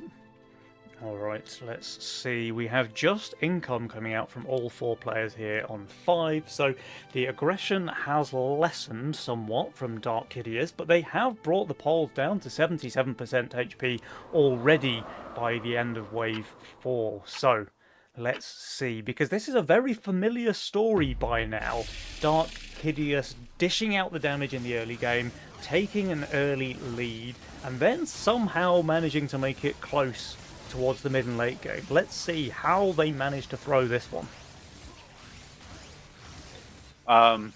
That is some quality casting here because I think it's an excellent observation here to really recognize the key to a player's strategies in that way. I want to take a moment here and just note that Kid K and Quacker have Power Merc sent pretty much every time they've sent, and Packy and Fake One have not. But the King is, or sorry, rather, Jules, not the King, is favoring them a little bit in the power score. Yeah, that is true. And actually, you can really see the impact of that if you look at the players' income scores, right? Because Pakistan, I mean, he's actually 24 income above Kid K, while Dark Quacker and Fake One are basically even. Yeah, that 24, like, all right, we're not including unspent Mythium, but we don't really have to because Packy's only 30 unspent Mythium behind Kid K, which would only at best give him 9 gold for income advantage. So it really kind of telling a tale here. Fake One, of course, being the highest worker now that he's done his good job as a teammate and covered his mate. Is he going to leak here? I feel like the answer is no. I think that Wildstorm is just too strong. With the split tanking like this, maybe if both Rockos had been on one, he would have got a Fiesta, but not like this. But here it comes Seto. Wave 7 is nigh, and with it come the brutes. We're going to have a triple brute from Kid, a double brute from Quacker, who might... I think he can't quite reach a Robert, actually, so it's going to just be a snail. Yeah, different finally. So we don't have the Mimic on 7 from Kid K, which is uh, would have still probably benefited him pretty well on this wave here. Yeah. He does have decent tanking in the Green Devil, but the Gate Guards need time to summon those little doggos. They do indeed. All three brutes pulling to the left, actually. That's interesting. I mean, the split, that baffles me. He kind of has a really normal split there for Pakistan.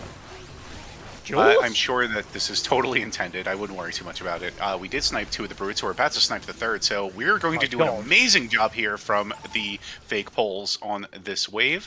Fake one. This is barely going to be a leak. But Pakistan, he's just holding here. My God. These guys always manage to have like one miracle hold between them. And that just shows their synergy. Like, just that whole Polska Rum, it's not just a phase, Dad. This is here, it's real, and it's doing an excellent job at propelling us into the lead. As you can see now, the Joulsometer is sitting at 67%. Dang it! Alright, alright. Yeah, and the worst part is they also have by far the king up advantage, I have to say. Like, they have a ton of regen, they have a few attacks and spells. I just think they're in a really good spot. But every time someone's been in a good spot so far this series, they've managed to find a way to throw. So let's see how the Poles manage it this time.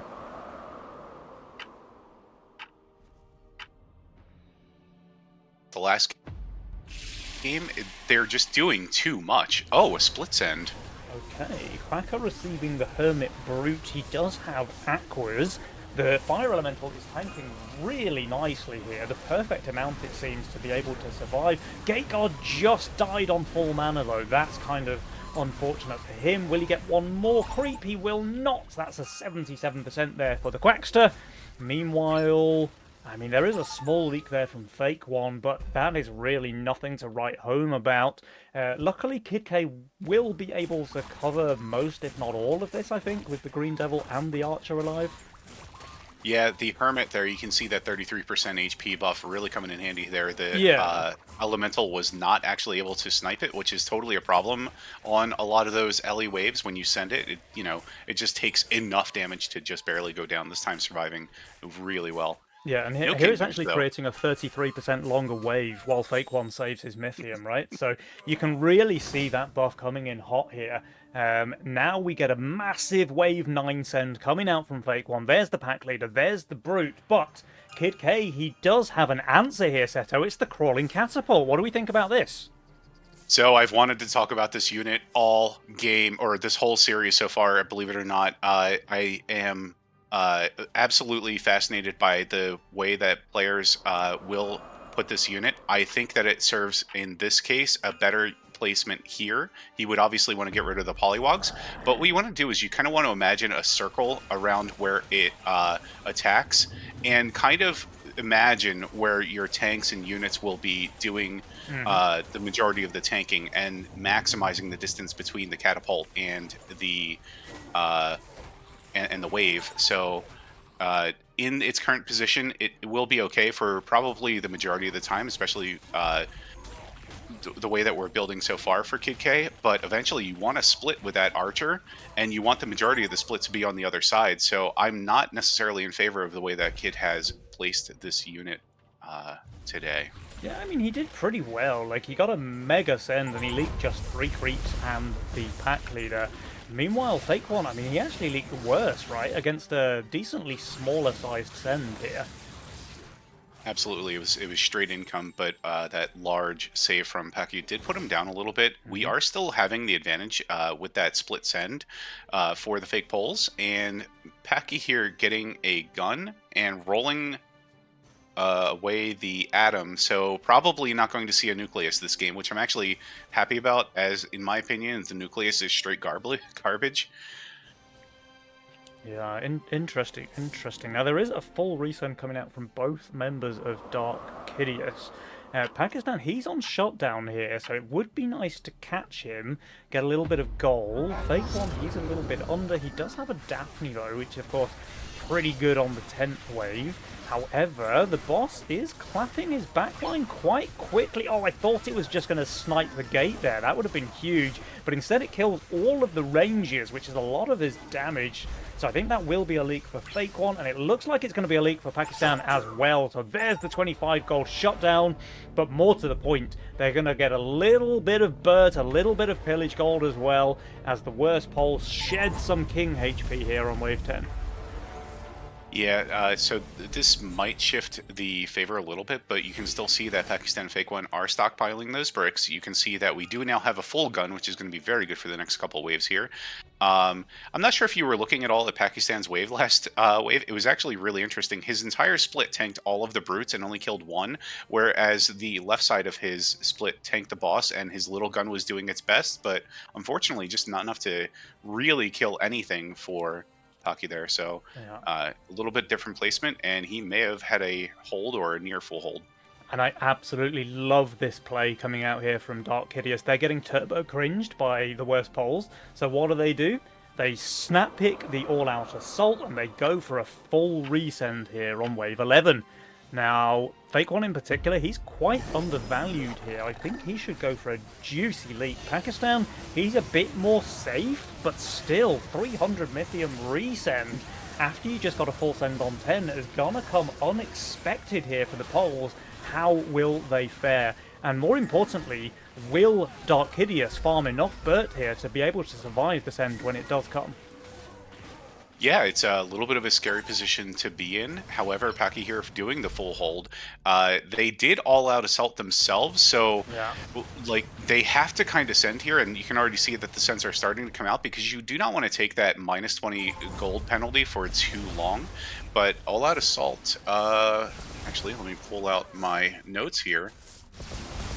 All Out Assault did get a slight nerf in 5 Mythium, so it went from 115 Mythium to 110. So, you know, the Pocky and Fake One here wanted to make sure that they got that 5 back from their worker push. Yeah, that makes sense. That makes a lot of sense. And we'll have to see now if it comes in and bites them, if they're 5 Mythium away from the next set of imps or something, perhaps. Meanwhile, Kid K and Quacker desperately trying to survive the Wave 12 send, which they do know is coming. Kid K, he's 400 under. He does have the Banana Haven, which is pretty good here on the wave. And they've maximized the spell, they've nearly maxed the attack, but still, Seto, the sends are huge. 780 for Kid, 840 Mythium there for Dark Quacker. They're going to have to do something quite special to survive this. Harbinger does not summon. That is not quite special.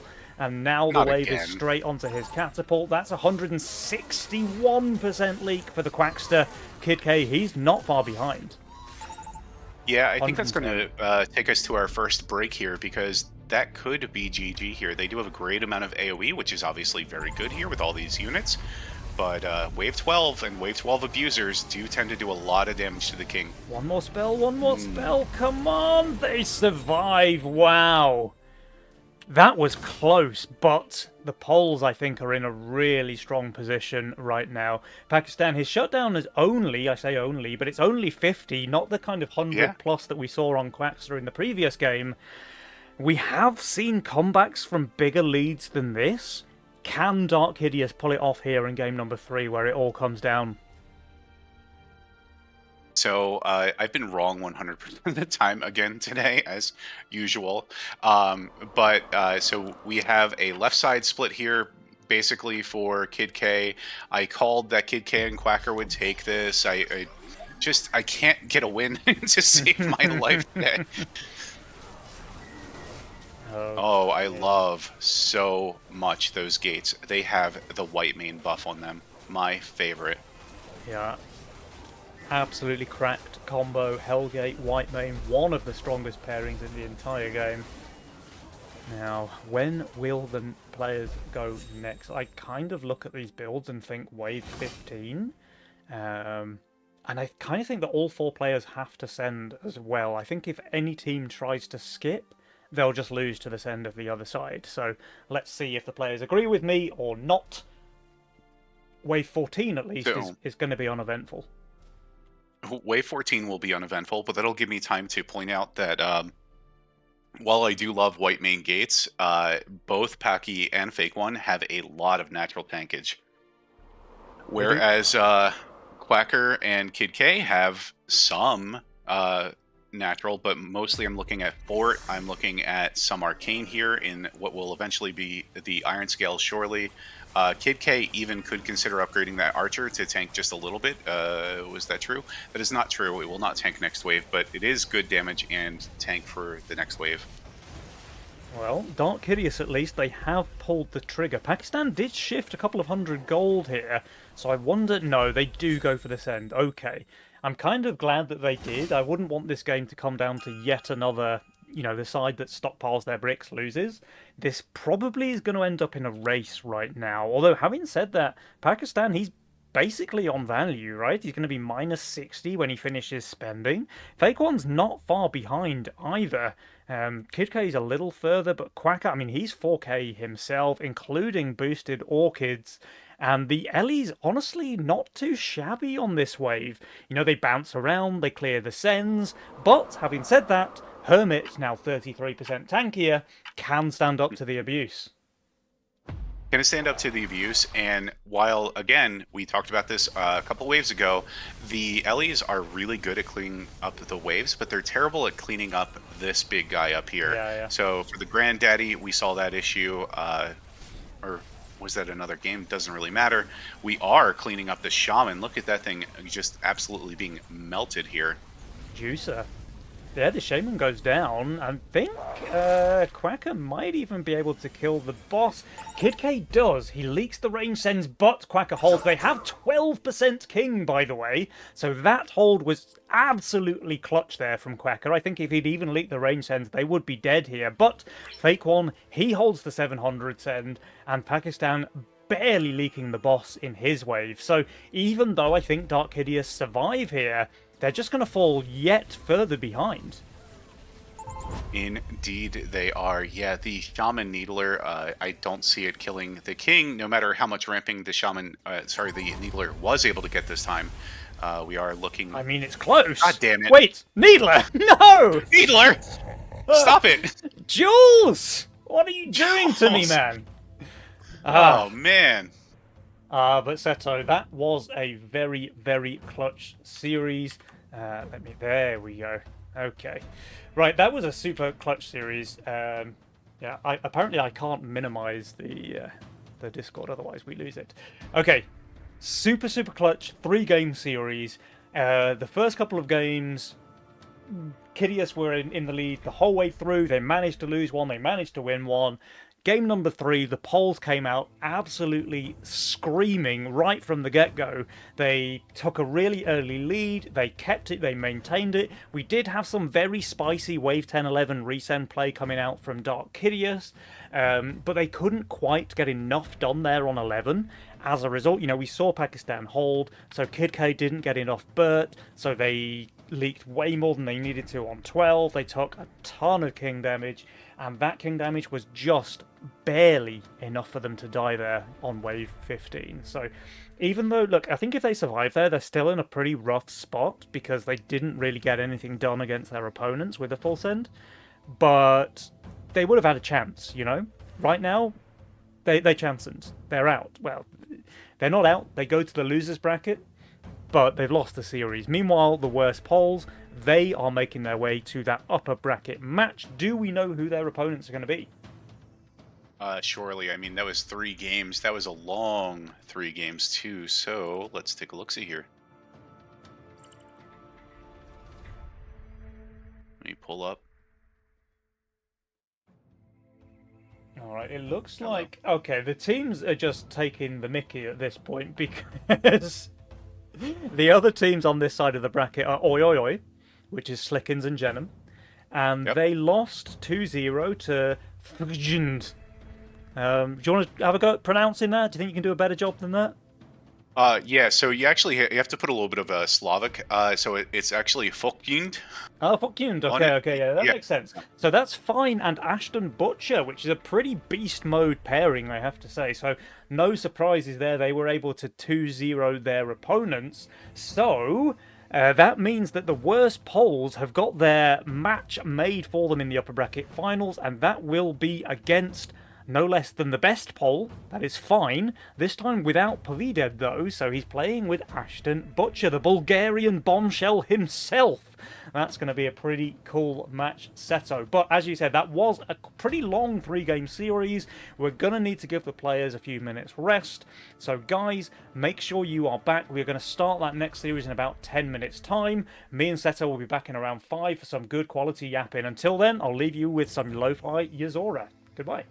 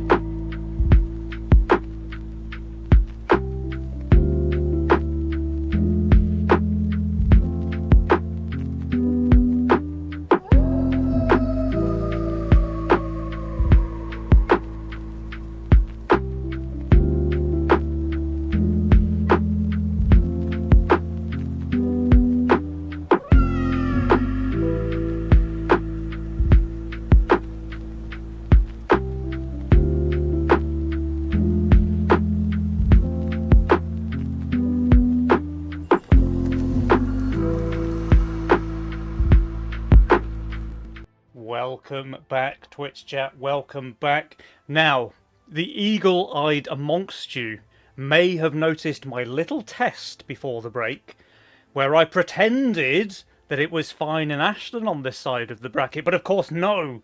They were on the other side of the bracket. I was just joking and testing you. Ha ha! Ha ha! I'm not just old and feeble-minded. No, no, of course not. The opponents of the worst polls are none other than Where Are Norwegians, starring Drakir and Adamus.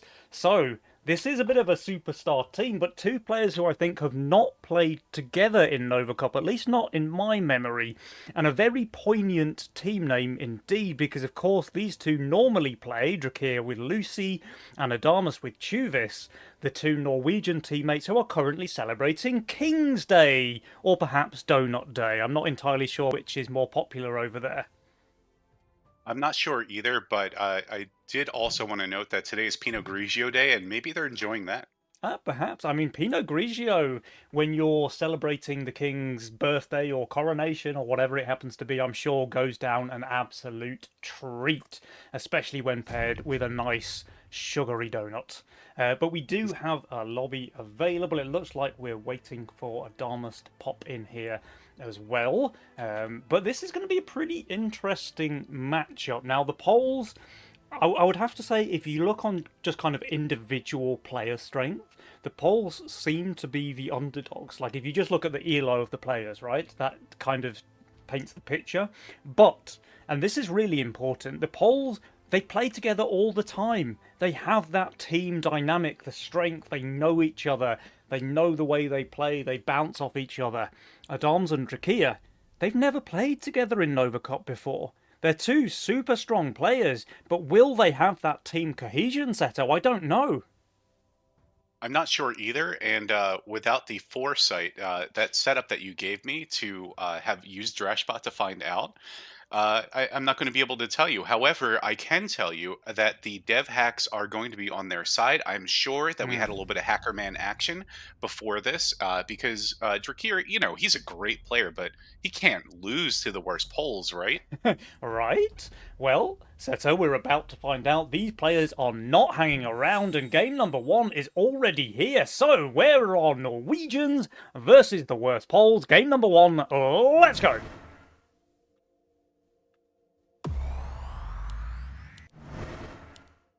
Ooh. So Pocky is very fast off of that break here. He insta-lock Chaos. He insta-put down Gate And, Adamas happened to Megamind. He couldn't make up his own Megamind and let Jules do it for him. Or maybe that was Drakir's doing. Who knows? But today we are looking at another embargo. By the way, where has Executioner been? We have not seen it once. I have not seen it in any of my games except for one that ended pre-10. What's happening?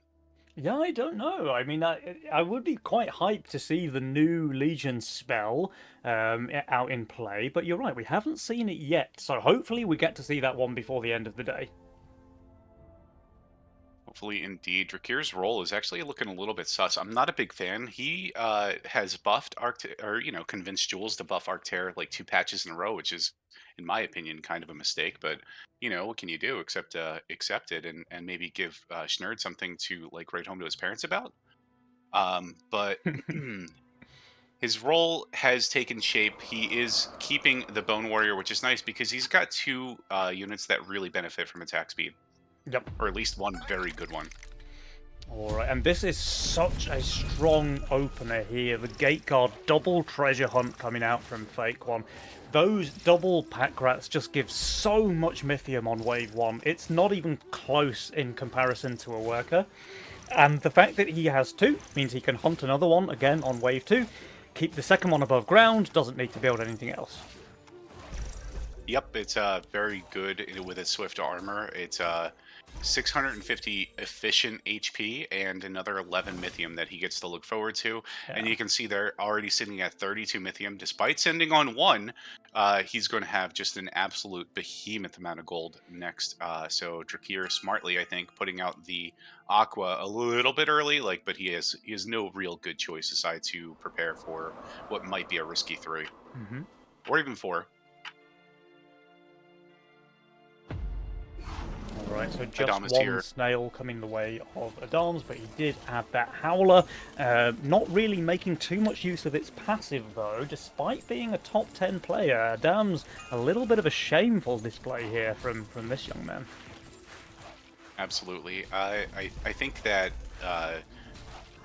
once Doofus gets the hang of Howler, he's just going to be skyrocketing to the top here. But Ooh. Adamas, we know that he is very capable.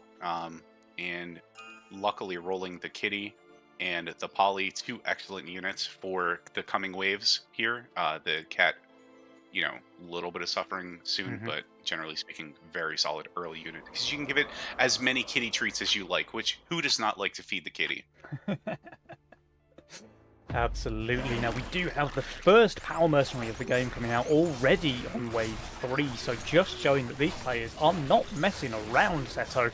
Will the Robert get enough work done? However, there was a Shroom added here from Pakistan. His Gate Guard does get out the third doggo of the wave, and that kind of spells doom, I think, for Drakir's Robert here. Yeah, an Yeah, easy hold against the 60 cent.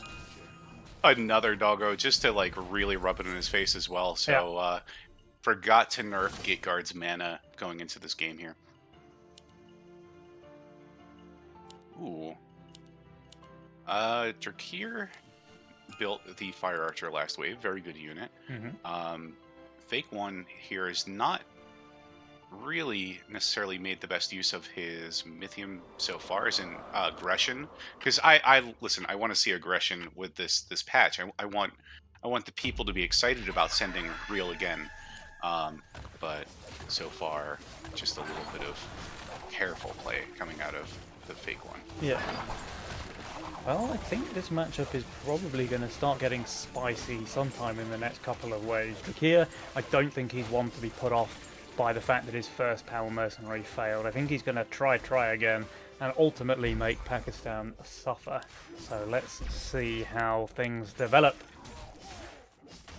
The Fake One here sitting at 5 workers. Like, he does have the backup in the rats, but that does put him 3 workers behind everyone else at this point. So it would probably behoove him to uh, start finding an avenue to push that worky button. Yeah. Well, speaking of not being dissuaded, here comes the next Power Mercenary. We've got brutes coming out from both members of Wererar Norwegians, or Wayon for short. But we have a Desert Pilgrim here popped by Fake One, so he's still hunting actually both of his pack rats. Will he get punished? Pilgrim pretty good. Pilgrim pretty good. It's easily one of those sneaker you get mad about seeing on 5 when you real sent them units, but we did double hunt. So unfortunately that will likely will make the be a wave go a leak little for bit him, long, yeah. especially since Not Taki is also going to be doing a bit of a leak. Yeah, not too shabby, honestly. 58 there for Pakistan, 50% for the Fake One. The worst polls, they're going to take a pretty big chunk of damage here. They are Kingsguard, so that obviously goes in their favour, but 2 brutes this early in the game hitting your king, that's a lot of damage. That is so. Thankfully, they nerfed the amount of attack damage or attacking that the king loses. However, still, it is effective. It will make that wave go do a little bit more damage. Alright, so now just another round of auto-send coming out from Drakir and Adams, but the worst polls, they're stockpiling some respectable bricks right now. We've got 130 there for Pakistan, we've got 80 for the Fake One, he's hunting as well, and Wave 7 is looking quite juicy against these players. Mimic can certainly do some work. Drakir, he's still on respectable value, however, and Fake One, he does not quite have the Mythium count that Pakistan does. For sure. Adamas here putting down a great unit for Wave 6, but not the great unit for Wave 7 that you would like it to be. The Berserker just needs less targets, not more targets. And those blobs, they'll trick you. You think you killed it, and then, hey, look, there's a little one. Yeah. Well, quite an interesting play here because Fake One just going for Income King here into Drakir. Like, he saw the value and he understood, okay, I probably can't get this guy, or at least not enough to make it worth, right? So he just goes for the Income King, and this is really good read here from Fake One because Drakir is on super high value, but pretty low workers still. 8 workers on wave 7, so he's kind of getting punished by the Income King here. Sure, he'll hold, but at what cost? Meanwhile, there is a Mimic wandering into Adamas lane, and I think this bad boy's going to get some real work done over here, as long as it doesn't get focused too quickly. It looks like it's doing okay for now. It is killing that Nekomata rather quickly. Taking focus now, though, but it does get the Zerker. Can it survive? It can! 15 gold on the Mimic, 94% leak there for Adamas, with a juicy penny leak. Once again, focusing that creep without being able to kind of just finish the job. Really, honestly, good play here from our fake polls. We recognized Drakir's value. That Shadow Dancer, I don't really remember if it was a shift. It probably was, since we had already shown the Berserker 4/6, but you know, there were correct read. You were never going to leak him. Alright, another round of income coming out. Drakir, he does have the worker lead, kind of, but actually there's double hunted pack rats here from the Fake One, so despite being 1 worker behind, I'm pretty sure his Mythium generation is a decent bit higher. Let's have a quick look, in fact. Yeah, so if you look at total Mythium here, Fake One is actually around 30 Mythium higher than everyone else in the game, and that's the result of those pack rats doing their thing. Absolutely. He is also caught up in workers. He's no longer, you know, half the opponent's workers, you know, when it was 8 to 5. He's caught up there. He's still hunting. He's still holding. So quick waves always favor rats as well. So that's another area where we're being able to see that advantage build. Yeah, for sure, for sure. Now, there's one more round of income coming out. Drakir and Adams, they do have a clear 2-worker advantage each now against their counterparts, and Pakistan at least does not have those pack rats to make up for the difference. So Fake One, he's still in a solid position, but the longer this game goes, the less the pack rat kind of will be able to outpace worker advantages. And Pakistan's just going to continue falling behind, so they need to make something happen here. Absolutely. But while we're appreciating all of the beautiful holds here, that Daphne on 9, very scary to get a tank, but it did so beautifully. Yeah, delicious positioning there. We've seen some really good positioning in general so far from the polls. Alright, here comes a full send. So they've decided the time for income is over, and the time for Power Mercenaries is now. We've got Mole from Adams, we've got Bada Brute from Fake One, and Pakistan. Drakir likewise, so Robert Brute as well.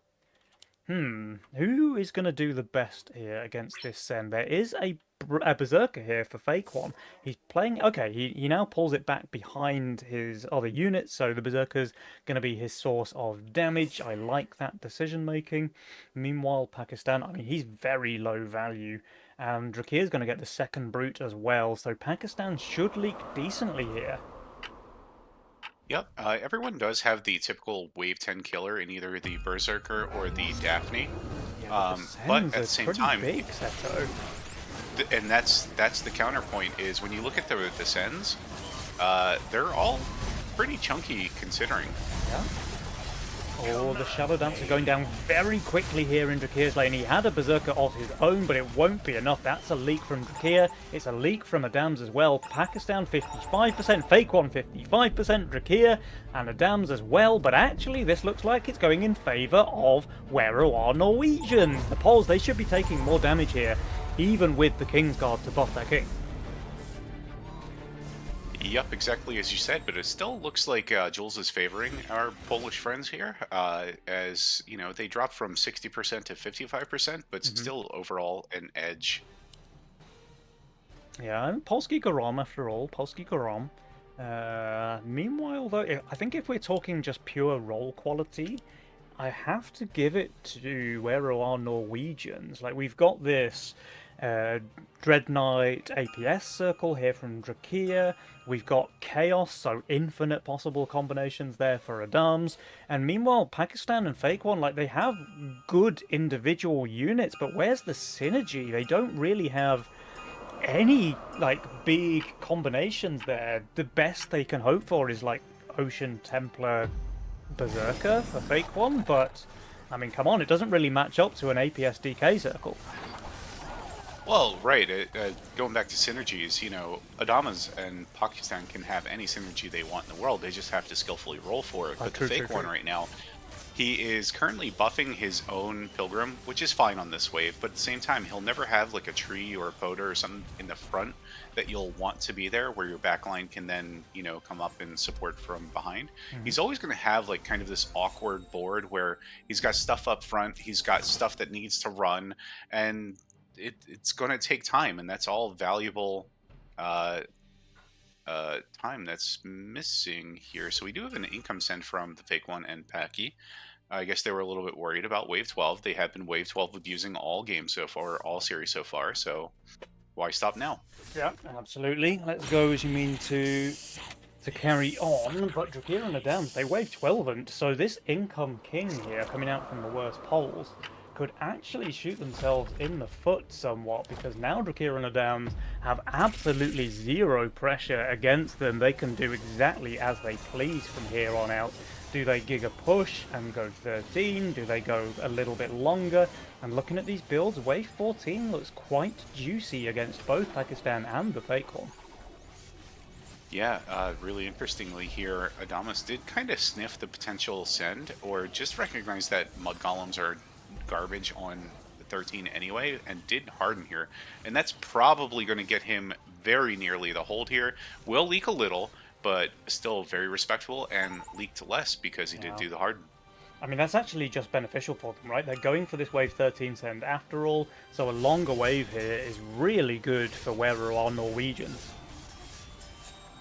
Yep, the Centaur on 13, that good counter damage, recognizing that Packy did roll the Orchids earlier, did not roll a Millennium, or did roll a Millennium, just kidding, but, isn't going to be able to upgrade it, of course. Does have the softened Mudman.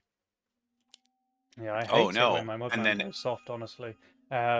actually recognizes that there was going to be a Slime Mummy for him to need to Centaur. So, actually, insane read from Drakir, probably using those dev specs of his. A fully boosted Orchid. I mean, their values are not too shabby, honestly. I don't think this will be a disaster here for the worst polls. Oh, did I speak too soon? The Millennium, is it tanking too much? Or is it just perfection, in fact? My god, the polls and their positioning so far this series. Yeah, they absolutely are. Like killing it with the pole position. So just sitting way out front there. They did both take sacrifice, which did help their values on these next coming waves, or the times that they'd be risky. But Drakir and Adamas getting the embargo leaks out of both of their opponents and will end up with a decent amount of king, despite the fact that we have Kingsguard for the Fake One. Yeah, I mean, Fake One did phenomenally well there, just a 47% leak from him. Unfortunately, Pakistan, despite his Doomsday tanking like an absolute beast, did leak a little bit more than he would have hoped, I think. And as a result, the polls, they dropped down to around 39% HP remaining. But this game is still completely anyone's to take, Seto. I mean, things are really close right now. Jules giving just a 60% edge there to the Norwegians, but the Poles, they certainly have a good chance here. Absolutely. They have a good amount of strength in the next coming waves. Packy will, find his strength in his chaos roll. He is sitting on 240 gold, so he's doing a little bit of that shifty baity thing again, or he's just unhappy with the things he can upgrade here and decides to sit on that money. Fake One still has that sacrifice for if and when they decide they want to use it, and has decided to hunt like crazy this wave here. Yeah. So decent workers hunting like a crazy person. Really kind of putting this game in a little bit of a risky position. The good news is they have full king, whereas their opponents do not. So if they pick the right time to send, they could absolutely demolish their opponents. Yeah. I think it's going to come down to a wave 16 from everybody. But I've Yes, known to be wrong in the past, so we'll have to see. but I just agreed with you, meaning we're definitely going to be wrong. However, let's pretend for a moment today's not the day. Maybe we're not wrong. I mean, lightning can strike anywhere, Seto, including us being right for once. That would be nice. I could use a win. Mm. So let's see here. So we will have an amazing Lioness at some point if we ever finish the circle here from Pocky, and we know how good that unit can be given the right circumstances. Fake One does not look great this wave, however, they look pretty darn good next wave with the King Claws and the Zerkers and the Chieftain doing some damage.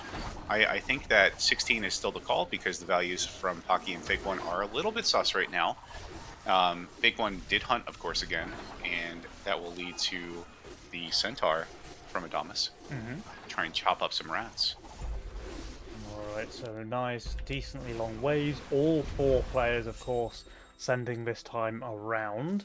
So the sends are pretty big coming out from everybody.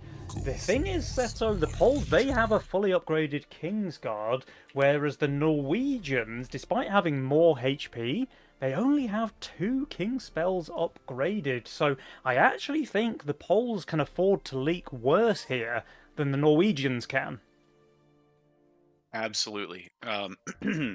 They are a little bit in a better position. Pocky here holding, so or not holding necessarily, but did skillfully roll the flowers, does have Yeah. fully boosted Orchid. Everyone recognizing that this is the wave.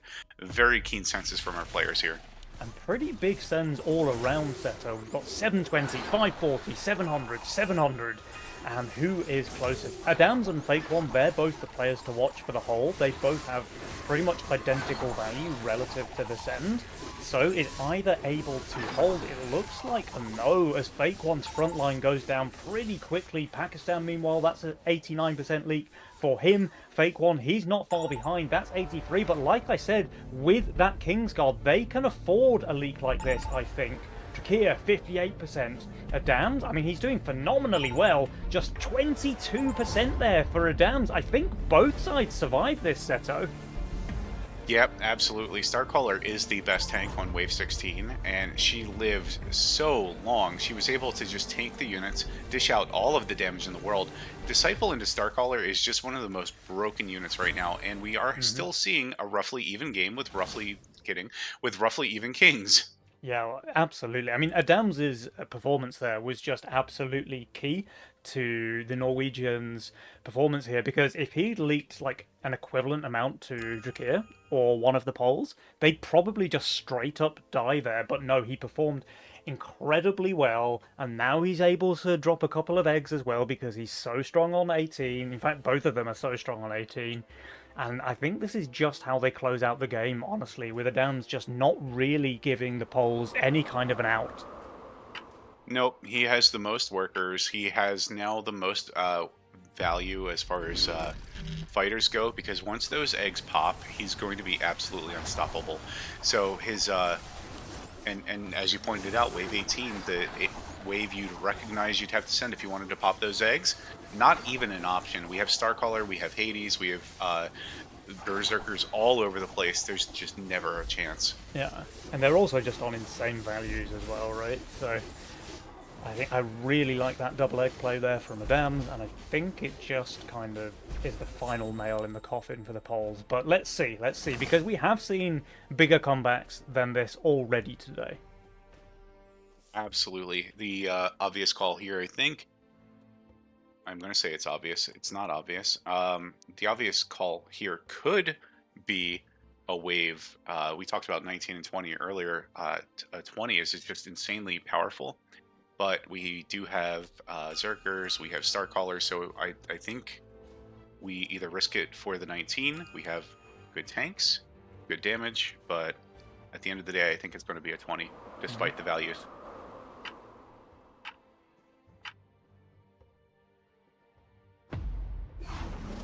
20, I've got to say, 20 really favours where we're on Norwegians. Because again, Absolutely. there's badges, there's fatalizers, there's starcallers, but no, they go for 19 actually. Okay. They just see the values and they decide that they can end here, and it's probably the correct call. As I don't necessarily think that Pocky and Fake One are that great on 20 at all, and they recognize that as well Yeah. themselves. I like the imp spams. I'm a big fan of this into Starcaller. It's pretty great, although the Red Eyes makes it slightly less so because, Oh, they can how just about that? obliterate the frontline mercenaries. I forgot we were chaos and could roll whatever we needed. Meanwhile, Drakir, he's having to rely on Bone Crusher, which is not exactly the fortified tank that you want on Wave 19, so definitely expecting a big leak there from developer Drakir. But having said that, Adams, he's just on value with really good units for the wave, and meanwhile, on the side of the Poles, I mean, sure, we've got double hardened golems here for Pakistan, but they just need a little bit too much, I think, given their values and given the size of the sends coming over from Drakir and Adams. I think the Poles are done for here, but let's see. We fed the hell out of that Hades. Holy mackerel. He got another dragon instantly. That was insane from Adamas. But the front line there of Pakistan is already crumbling. His precious backline units not far behind, 67% there for him. Drakir leaking big, of course. Fake One, again, a really solid performance there with 42%, but 13 Wave 19 creeps. I think Kingsguard is not quite enough to keep them in this one. In fact, it is not. And there we go. Game number one, Seto, goes in favour of where are our Norwegians? And Pocky realizing there he did not see board, much like me. You know what? I don't mind distributing myself a little bit to Pocky. He's a very good player. Yeah. I mean, pretty solid performance there. And I mean, look, Adam's obviously the luckiest man alive with that Exac on the wave where he could afford to play it.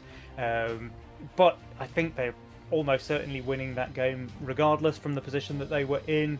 And the fact that Adams was an absolute machine on Wave 19, just completely sealing the deal there, because he was essentially unleakable on that wave with his hardened golem, with a double red eyes, with two freshly hatched eggs as well.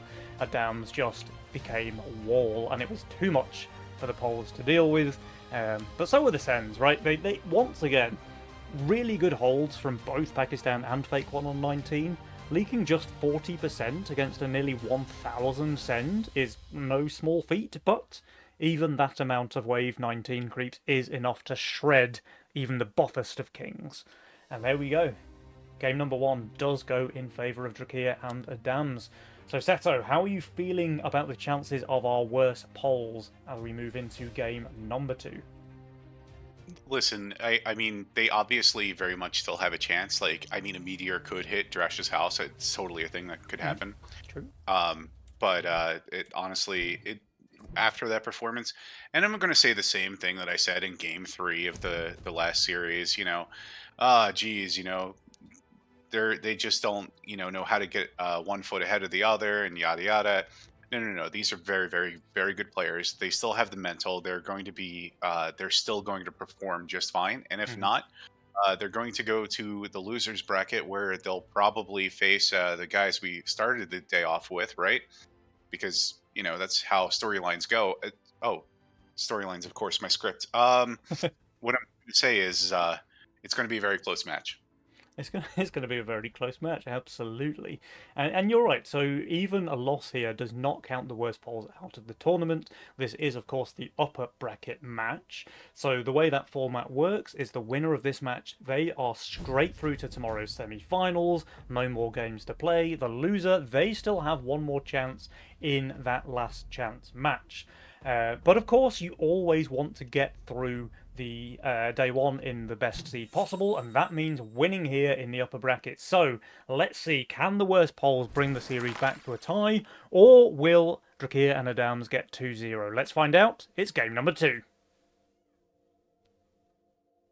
All right, so we have a redraw from Adamas. He's got a really funny opening roll here. Like, obviously, he's probably he could consider Crab Open, Fire Alley, or Poda, but I do probably see a reroll on one here from Adamas. Drakir is still thinking, trying to figure out the next best. Pocky going back to the Cartel Fiesta, or sorry, the Worst Poles. Going back to the Cartel Fiesta, I'm a big fan of that. Um, Yeah, we saw our them play it very well already today, so I like it. our first stash game. What Okay. a interesting mastermind. What a polarizing mastermind. Like if you thought people hated Fiesta, or if they hated, the various other masterminds, Chaos. Some people dislike Chaos for some reason. Um, Stash is another one of those polarizing masterminds because it can just turn the game upside down. Like if you're in a mid-game wave and you hold with breaking your stash and holding, you can just giga push workers usually, and that usually slingshots you straight ahead. Meanwhile, look this, because Drakir and the Dams, they have once again correctly read the Fiesta Open coming out from Pakistan and the Fake One. The snail into the Badabanka here from Fake One should cause a little bit of a leak, though Pakistan, of course, he's completely fine there with that honey flower. So yeah, Absolutely. 58% there from Fake One. Yep, it will be a nice long wave though, and Adamas will be the only one who suffers a little bit from this long wave, because they're on easily 4 workers instead of 5. Yeah. Uh, but their POTA is very strong. They can take a resend here. They can probably hold 3, barring some weirdness. You know, he's going to be okay. He's going to be fine. There is a snail resend, at least from Drakir. Dams, he's stockpiling those bricks, though. So, how risky will Fake One play it here? Because I think the Infiltrator's too much, right? But having said that, what else does he build? Like, just add an Angler and a Chain Fist? Nobody wants to do that.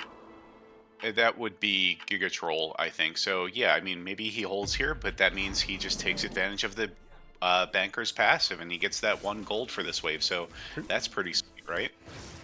true, true. Now, there were snails as well against both Drakir and the Dams, both of whom are going to be completely fine. So that's just +4 gold for them. It's also a +4 for Pakistan. And Fake One, he's under interminable amounts of pressure there because, of course, Adams, he stockpiled those bricks and is going for the first power send of game number 2. It is Robert making his debut here on wave 3. I do see a lot of people real sending Fiesta players early, and this is another one of those times when it's very risky because, like, what if we have an amazing hold here? I'm not saying it's going to happen, but what if? Uh, and we feed this angler. Who knows, right? Suddenly you're starting to feel a little bit bad, and again, you can't let the nerve set in, you can't let the fear set in, Yeah. and you just kind of try to do your best to make it through. Either way, I think Fake One is the winner, regardless of what happens here. I mean, he's certainly a winner at heart, that's for sure. The double infiltrator pretty good on the third wave, but Robert proving too much even for that. That's still a 41% leak there. Not horrendous though for the Fiesta player to leak 41% to a full send. And of course, his teammate is able to hold and even dish out a decent amount of damage against the leak creeps. Absolutely. Flower Aqua, very, very strong. Open Hockey playing it perfectly so far, as in, you have to place 2 units the same way anytime you want to place these 2 units. Mhm. Does get enough, of course, for the Fire Ellie. Very strong for the next couple waves. He is a little bit concerned here as he's thinking about building on 4, but these two Yeah. units clean up just about anything on Well, 4. there's more power sends coming through. Robert did his job on 3, so he does get hired again on 4. And a Brute coming out from Fake One to wander into Drakir's lane. But I have to say, he's really maximising the use of this passive on the Howlers. So let's see how quickly they shred through the chickens here on wave number 4. Absolutely, there. The Infiltrator's going down, meaning that's basically the rest of his good tank and his good damage here. So Decent we leak will coming out see from a Fake pretty One. decent. I think it's a pretty decent hold, right? Like it's only Yeah. 46 per 40, yeah, 46%, which is And very 44 for respectable. Drakir as well, but Drakir got a slightly larger send and actually has slightly less value, so I think we can safely say Drakir performed very, very well there with that Howlet passive. Both teammates able to cover their allies' leaks, so no king damage dealt. But look, this Drakir and Adamas at the bottom of the P score. That's very impactful. If Hmm. if the fake one is able to find a way to turn his anglers into bounty hunters and then turn them into KPs, it's actually just a pretty insane place to be at because he's got weird scaling all over the place. He's got the banker, which likes to give free money. He's got these anglers, which like to give free tank value. What, like as long as he doesn't do anything super silly, I think the game is favoring him kind of. Yeah. Now, it's worth pointing out Drakir is piling on the pressure already here. He has 140 Mythium, and it's only wave number 5, but here we go, he has pulled the trigger. Wave 6 send has been called by Where Are Our Norwegians? It is Hermit, Brute, and Drakir. It's looking like a set of imps there from Adamus as well. Yes, but he has no clue that that Pocky has the coiler on this wave, and Snake is just an incredible unit. Yeah, it absolutely is. And what else is pretty good on Wave 6 is having 710 value, Seto. My god, that's a juicy pile of fighter value there. Meanwhile, Fake One, he does get the Orchid, which is pretty phenomenal on Wave 6 as well. He's choosing not to boost it, though. Ah, he does. Okay, he does. Good call. Let's see how long it takes for the snakes to chew through this hermit now that it has 33% more HP. I mean, it would have been dead now, right? Wow, it lasted Absolutely. one more attack. That's huge. Meanwhile, That was wild. the Orchid is doing the Lord's work here for Fake One, who does have some phenomenal split tanking as well. That's just a hold from him. Polski Grom, man. Polski go Rom. Holy mackerel. I don't think you could ask for much more than that. I mean, at this point, you just... We're only leaking 2 creeps. That Pilgrim getting off that last heal there was just enough for Pocky. That is a 33% leak after, what, 180 sent into him. Absolutely phenomenal. And this was a fairly committal play here from Where Are Our Norwegians, right? This was, what was it, like a wave 3 into 6 save there from Drakir, only leaking 2 creeps and getting 0 king damage dealt. That's not really what you want to see, I don't think. So this is kind of the lowdown that I got from Shadow before the games kicked off, is that if you are able to hold those full power mercenary sends, it puts you in a super strong position, and Jules agrees. He's giving the worst pole 66% win chance already. Yep, that is very impactful by only wave 7, and so, as I talked about earlier at the beginning of the show, I said if you send, real send, and then you get scared and you go back to Ink King, you can really put yourself at a disadvantage. And here, for the first time, Drakir, I think, might be feeling just a little bit of fear, or maybe not seeing that window yet, but going for the Ink King here, and essentially giving Pocky the free push after that starve. I mean, he real sent Pocky twice, and now we're potentially a little bit afraid. Yeah. And you see it, Pakistani has 14 workers, he has the income lead by a decent margin. Fake One with a decent Fiesta against the full resend here on 7. He just barely killed the Brute though with the dying breath of his Badabanka, so that is, it makes the difference between a decent Fiesta and a less decent Fiesta. And please do not forget that Fake One has been sitting on a Bouncy Hunter and an Angler for a little while now. It's all free value. He's not getting punished for having fake units on his board in such a way that it's going to make it that much of a difference so far. Yeah, thank you for reminding me, Seto, because I had certainly forgotten, but he does have that banked value to come, it seems, and there is another round. Actually, Adams is going for a post-income Brute here, but Fake One sniffs it. Double boost on the Orchid should give him a pretty strong hold, I think. Just one-shotting the creeps that it hits. Now the Brute goes down as well. I think he's going to be okay. Absolutely idyllic aggro there. The Orchid taking the first couple hits from the Brute, but also the Orchid just destroying the Brute because it is perfect typing. And honestly, just more free stacks, and that's very okay. We're okay with that. Yeah, and it's another Brute coming out from Adams, so that's -3 income for him. And Adams actually leaks an identical amount to just a pure income send. So it's all starting to stack up, Seto. We see Pakistan with 17 workers now. Drakir and Adams both sat on a mere 15.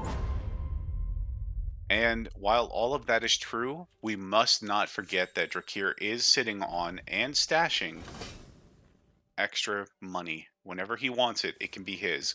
He can use it to make sure that he gets the black market. He can use it to make sure that he survives the AOA. Hmm. Drakir has options in that piggy bank of his whenever it is he decides that he wants to smash the stash. Smash the stash or pass is the question that will be coming up on all of those mid-game waves. And once again, another post-income power mercenary coming out from Adams with Robert, who we have seen shine so far in this game number 2. Will he get more work done here? Fake One has a decent chunk of value, it seems. But a lot of it is quite weak on the ninth wave, so we'll have to see. The Orchid is going down a little too quickly for my taste. That was a big chunk of his damage, honestly, so the Bounty Hunter, he's not far behind. If this will be a leak from Fake One, the question is it a decent Fiesta or not, Seto? What's your judgment? 47%. I'm okay with that. I mean, we are still feeding, like, we are still greeting the KP. We're still greeting the Ankler, the Banker. Again, if it lives, neat, I win anyway. If it dies, whatever, I got my Fiesta gold. So, Fake One is still pushing himself further ahead. You can see that he has gone from first place to second place. But now, yep, we stopped greeting and we have decided that we're going to play the game. Yeah, there's the Kingpin. So now there is a resend once again coming out from Adams. Fake One, who did go for the Kingpin here, should be in a pretty strong position to be able to press that worky button going into Wave 11. And there is a pretty spooky all-out assault on the table as well. But having said that, Drakir and Adams, they both look phenomenally strong on 11. They can both have Banana Havens available, and even an Azeria for Adams as well. Yep, but very, very interestingly, we are getting the cursed 69 out of Jules here. So I'm actually so glad. Just as I was that starting Fake to feel good for the worst polls, Jules has to go and 69 them like that? Hello? Yeah, and again, I mean, it depending on the poll that Jules decides to 69, you have less options before for winning, especially since we're we have a kingpin and we have a backup one eventually, but the banker actually dying here is actually sad. Yes. Never mind, just kidding. Imagine making a prediction, Seto. Hello. Alright. Could you imagine Nucleus! for just a moment? Nucleus, Seto! We wanted it, we asked for it, we prayed and we begged, and here it is. Drakir with the Nucleus coming out on wave 11. He only has 2 atoms for it to buff, though. I don't know if Very it's worth. inefficient. Yeah, the numbers are in, and you need a minimum of 3 atoms for it to be worth, because that is 170 or 75 gold. That is, it's like Levi. You do get the bonus of being cool and all, but you need to be able to share the spotlight. And Nucleus on its own, not gonna cut it. I do like the Sork Tree though. That's fun. Yeah, the Salt Tree is really nice. What did Adams? Adams picked up Sulfur as well, but I guess hasn't used it yet, because that's going to be really nice on his Haven as well, I think. All 4 players just going for the Income King here. That favours the worst polls, because of course they have the Worker lead, they have the Income lead, and they're pulling further and further ahead in the eyes of our Lord and Saviour Jules. So, let's see what happens here. They maintain that Worker lead. They also have, I mean, it's around 30 income lead for them, so that's, half a worky every way. Not too shabby. I think, interestingly, while we do have the extra value that Sork gives you now, what is better than a powerful buff on Wave 11? How about free money for the rest of the game after Wave 13? Yeah, that's pretty juicy, and the way this game is playing out, I don't think there'll be a Wave 13 send for them to worry about, but, I mean, with the Kingpins, Fake One could potentially be vulnerable there, but honestly, he's got a lot of options.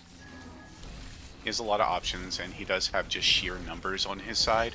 The Banker is actually respectable damage on 13. Like, even if he's afraid, he could do the Big Wig stash of its own, where he, what is that called? Short sell? Short sell, where he could short sell the Banker and get actually almost infinite value out of it with the attack speed buff. I think infinite is around the value it gives, like if we were to math it out. Yeah. I think Whacker did it for me. Yeah.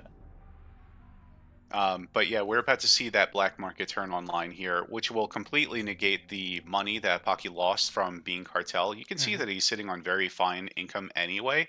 So that 277 being third place by 1 gold is totally okay. He has been banking hard himself. Yeah. Speaking of bankers, though, Drakir, he's pushed that worker button relatively hard. He's taken the lead now, and that kind of suggests they do want to go for a wave 14 send. Now, sure, their black market will have kicked in by then, but they'll only have one wave worth of the enhanced income. So at that point, it's still just, half an allowance. Yeah, half an allowance. It did receive a nerf this patch. It went from 56 gold down to 54, I believe. Okay, Sorry, 58 to interesting. 56. So it's significantly worse now. Yeah, that's massively worse. So let's see, because they're both going to be undervalued. In fact, there's a full send coming out from all four players. Fake One, he's pretty darn close. Does have the full Sovereign, does have 2 KPs as well, all with a little bit of lifesteal to boot. And on the other side, let's have a look. Pakistan, I mean, his value is high. I don't think his unit quality is that great. And the dams, I mean, he actually put his saucer on the Azeria rather than the Haven. I mean, it's good, but I think on the Haven it's even better. Yeah, unfortunately, robos are completely unbeatable. So um, there is the little bit of a disadvantage there. You do actually see the pack leader going down insanely quickly there for Paki. I want to watch. Drakir's nucleus have popped off, so now his atoms are doing effectively infinite DPS. Wait, is this just a giga hold here from the nucleus? It is! Uh, Wow. Okay, Pakistan, that's an Problem. 85% leak over there. Adam 71, but I mean, it's basically a centaur, and that's it. There is a hold from Fake One as well, but I'm really impressed with this nucleus, man. That thing popped off. Yeah, it did really well. It did the second most damage that wave next to the Banana Haven for a tier 1 unit that can be increased 3 times. That's pretty nice. And this lives. What a beast. Yeah. I was kind of scared for the bigwig there because, the Hermit having 33% more HP, I thought it might live long enough to take out the bigwig. So it's very difficult to beat money, and that's something that Hermit doesn't have. It has HP, but it doesn't have money. Hmm. Bigwig, of course, with money on his side, not a problem ever. No, for sure. And, the wig is pretty decent as well because her shootness is often close to godliness.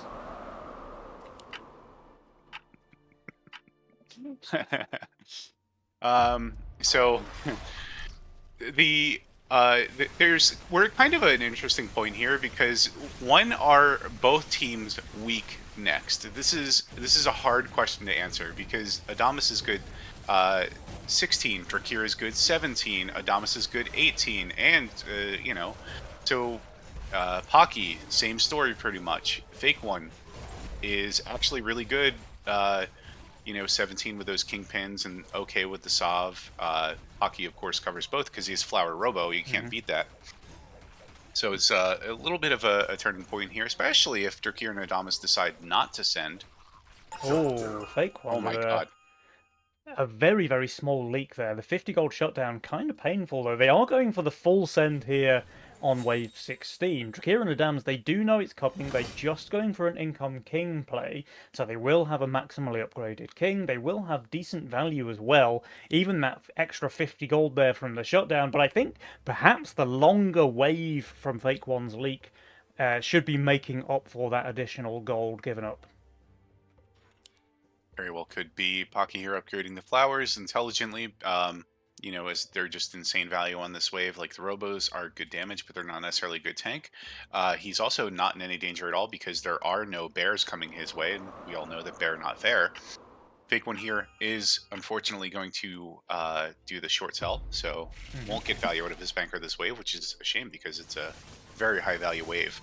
Let's keep eyes on the side of Drakir and Adams. They are receiving rather large full sends here, and I really want to see Drakir's nucleus popping off right now. All of his atoms begin to deal infinite DPS, but his front line is crumbling. So let's see, will they go down or not? These atoms, they deal so much damage with the nucleus buff. Drakir, he's just holding once again. And meanwhile, Adams, I mean, he's leaking, but it's a solo siege ram making it through. They will protect the Frogos, which is huge, and the Hermit will help heal up the Siege Ram. So honestly, it's a synergistic leak for sure for the Worst Poles. Just all benefit, no downside whatsoever. For sure, for sure. That very much going in favour of Drakir and Adams, I have to say, but Jules is still really fancying the chances of the Worst Poles. I mean, did he not see the way they held that big send there? And they went for the income king as well, so they have a max upgraded king, they have decent income, but actually, maybe I'm starting to see why, because Pakistan and Fake One, despite the full send there, they still have a pretty sizable income lead over their opponents. Yep, and work push 70 over for each of them, whereas Drakir, it being the next runner-up at 52. We see the value of Black Murky here. Like, yeah, this Sorcerer tree is really neat, but is it going to win us the game? No, money wins us the game. Right, and Baker? The longer the game goes, the more that advantage grows. I am a poet, and I did know it. The black market really starting to shine as this game goes past wave 17 and onwards. Absolutely here. So this is that time when I start to look, okay, when are we weak again? And, Okay. Whoop. So wave 18 is the decision here from Pakistan and Fake One. Drakir and Adams this time did not sniff it coming, perhaps, unless, because they are adding a rather large amount of magic damage here. And in fact, for Drakir, the 5th Desert Chieftain has been built. Very impressive tree. Honestly, at this point, you kind of do want it to live as long as it can. You know, it is your all-star carry here, I think. You also want to give the slime mummies time to pop off, and the way you do that is by letting the tree live. So, again, you know, when talking about synergies, it's kind of the way that you have to look at it. We want that nucleus to survive. We want it to pop off. We want the slime mummies to pop off. It's perfect. Drakir killing his own backline, actually, with an unfortunate split there. The Atom sending those Krakens, all of his chieftains dying way too soon. So now the nucleus, I mean, we know it's broken, but is it broken enough? Adams, that's 138% leak for him. I mean, wait, nucleus? It's just infinite DPS, Seto! I'm so mad because I played Nucleus quite a few times. I won with it, but it was mostly because my opponents were bad. but these opponents are not bad, and Drakir's making them look silly. Yeah. 81% though, not too shabby there from Drakir. They're taking a decent chunk of king damage, but crucially, I think they will survive. And Seto, now they have a really scary amount of Mythium stored. Absolutely. Did we ever note Drakir's stash? He has used the stash. I don't know which wave, but it shows his stash at 268 gold, which I would guess is like wave 13?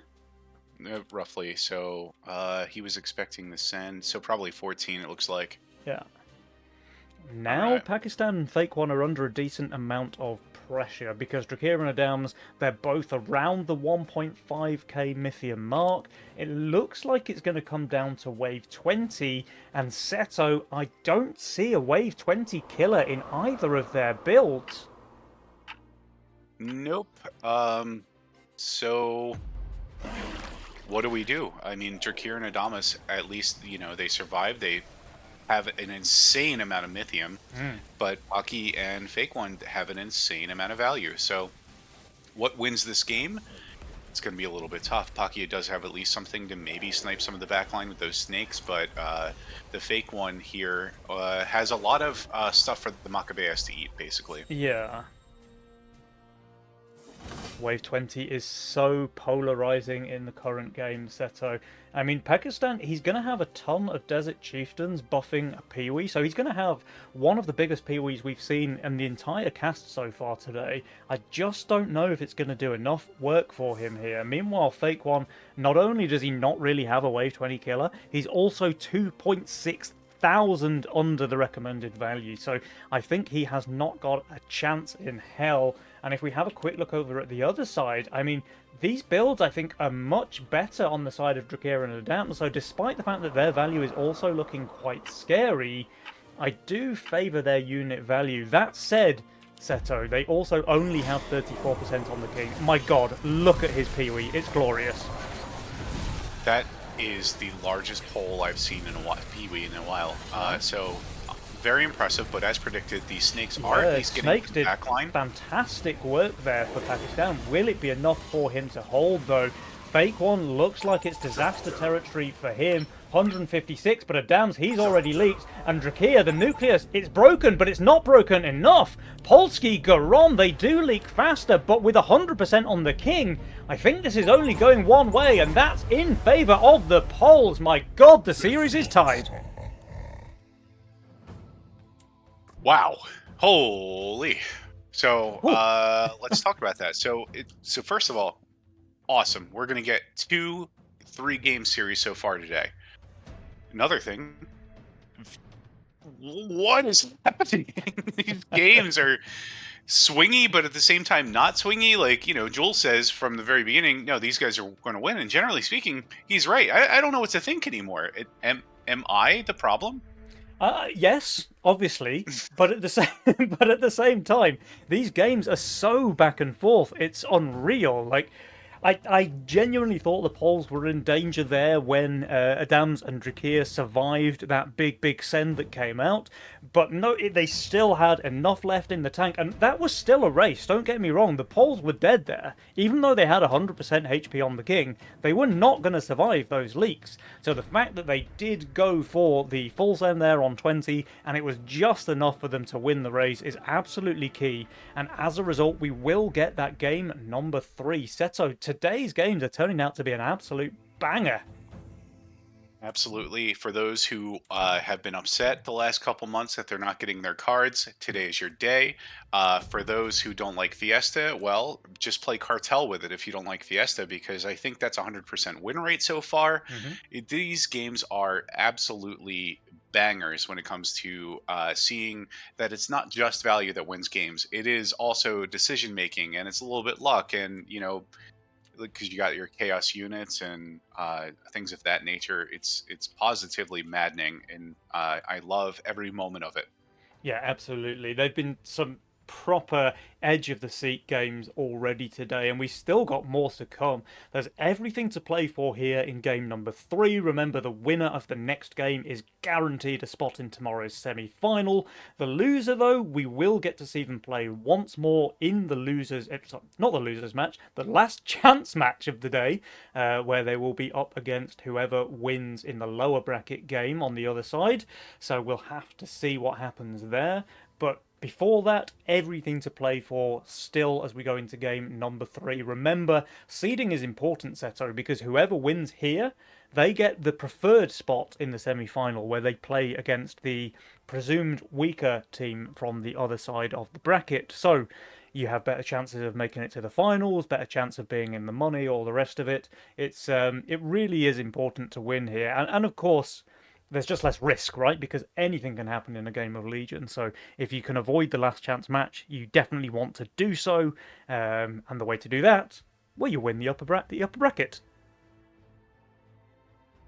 Pretty much. Well said. I can't really add efficiently to that, so I'm going to try and pivot. Cartel is really, really strong. We know that leaking early isn't that bad. We know that early income is generally pretty good. So I feel like I don't think we've seen it lose today. We have seen Fiesta lose, I believe, but Cartel's been played more. It's been won with more. Uh, what is the counterplay to being able to push, being able to not care about King, and building, you know, or not caring necessarily about that pre-10 income? What's the counterplay? I think the real counterplay to a cartel player is to just pressure them in the early game. You know, just go for a little bit of overbuild and starve, make it so that they can't really afford to hyperscale, because when it comes to those first 10 waves, nobody scales better than a cartel player, right? All things being equal, the cartel player will just always come out ahead. But if you can deny that, if you can skip a few waves, keep up the pressure, the cartel player can't scale, and then they get hit with that big minus income penalty on wave 11, then they can be in a tough spot. So that's the way around the cartel player. But Seto, enough of the mastermind strategization, because game number 3 is here. So let's go. My heart be still. Is that an executioner I see? That is Executioner! Okay! So we've seen the new unit, we've seen the nucleus, and it was really impressive for a couple of waves there in Drakia's lane. Ultimately Honestly, didn't give them the win, but really strong unit it seems. Now will we get to see the new Legion spell as well? Executioner. Seto, for the boys and girls in the back, can you tell us what the new spell does?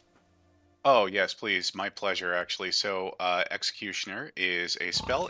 The text goes exactly like this: Make one of your fighters an Executioner, and it's a Legion spell, not a Mastermind. For those who may have misread that, this executes enemies below 10% health and 5% for ranged units, and gains 1 to 4 gold based on wave number on execute.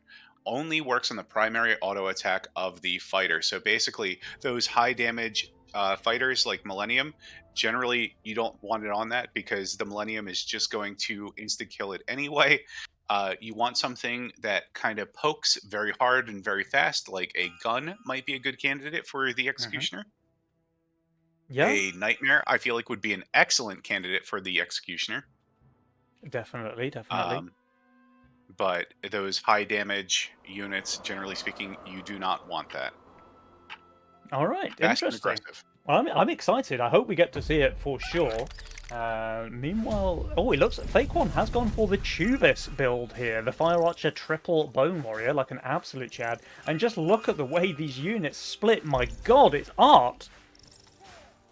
Yeah, it's a very strong opening, and a lot of people have adopted it all around the world. I've seen it from these games, these high rank games, to lower rank games, and it works really kind of shockingly well because you should think that all of this is mostly garbage, but no, it's very strong. It holds 2. You can have an archer option for 3, and like basically it just gives you options. You just have all kinds of wild plays that you can make with it, given that you have the units to do so. Hmm. And I love seeing innovation instead of the same old, same old. Yeah. He is being tested here with a snail on 2. Did not add a single unit. So let's see now this Bone Warrior Fire Archer, how well it shines. It's just perfect armor typing by accident. It's all swift, and like the fire archer regens that HP. In fact, so do the bone warriors. And I think this should be able to hold, despite it looking like it being a little bit close. We kill one more. Oh, there's 5 on there. No There's idea. 5. He does get one more now. There's just 3. Does the Yeah, we're Fire Archer fine. just out regen that? I think it does, right? My, Absolutely. that is just absolutely juicy. Once again, the pole position coming in hot. Yep, yet again, we are trying to lead the pack here. I do love Nightmare Seedling for when you don't have, or for when you want to push extra, because it puts the Nightmare in a better position to get those thresholds. And possibly the fake one here getting a little bit of guidance from Pocky on what to do next here. Hmm. Um, I like the higher archer, but now I like the cat where it's at.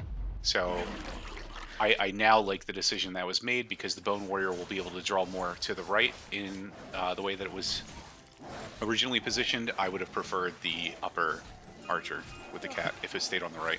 This aggro just looks so Three-way split. delicious there for Fake One. The Nightmare with 6 workers pretty much getting away with murder. Does leak only a lizard and 1 creep though, while they both have 7 workers now on the side of the pole. So I think the long wave, he's really happy with this. Absolutely. Everyone's sitting on 7 workers except for Adamas, who is the one who leaks here just a little bit. Hmm. I'm not concerned about that. And Pocky here leaking just that little bit is just honestly free stash value. Yeah. He might even actually be going for almost like Fiesta leaks, just to increase his stash. Oh, we do actually see the first power send of the game here, wave 4 into Adams. Adams, he sniffs it coming though. He adds a Warg and an Aqua. He's on very, very high value here, 370 on wave 4. So he's either going to full hold or at least do very well. Yeah, he's definitely issuing a little bit of a warning, like a bring it on type thing here. And his Whirlybird is absolutely perfectly tanking. Yeah, will survive as well, probably right? kill it though. Oh, it goes down after the blob. Okay, I thought the Aquas might take the aggro there, but I mean, regardless, he's doing extremely well. Meanwhile, though, teammate does decide to Waldo against the triple snail, so Adams, despite the fact he's only leaking a low HP brute, this will spell first blood going in favor of the worst poles. Yep, we are going to see a little bit of king damage here. As soon as that brute punches the king, we're going to lose a massive 2% attack speed, and there it is right there. Not that big of a deal. Like, it's only going to be 5%. We're not too worried, and it gave Drakir enough time to get out the double Robo. El Doppio Roberto, yeah.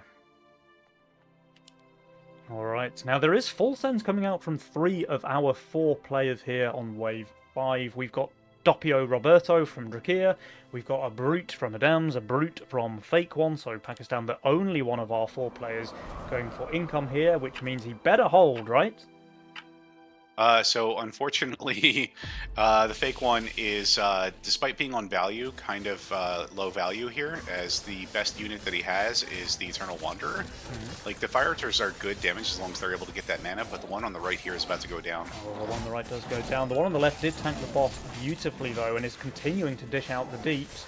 Meanwhile, Pakistan, he does kill one more, only 39% leak. I think he's pretty happy with that from 100%, but his teammate, the Fake One, with that pole position that we've come to know and love so far through the caps today, just holding against the big Mythium Send there. That is clutch for the poles. He's even able to cover a little bit of his teammates' leak in mid. Yep, no, we're very happy with that, and yeah, I called it wrong yet again, but that's okay because Paki getting the sub 40 leak there, once again building that stash. Absolutely happy with that, and our kings are tied. I think we are seeing a little bit of Jules value there in the 59%. Yeah.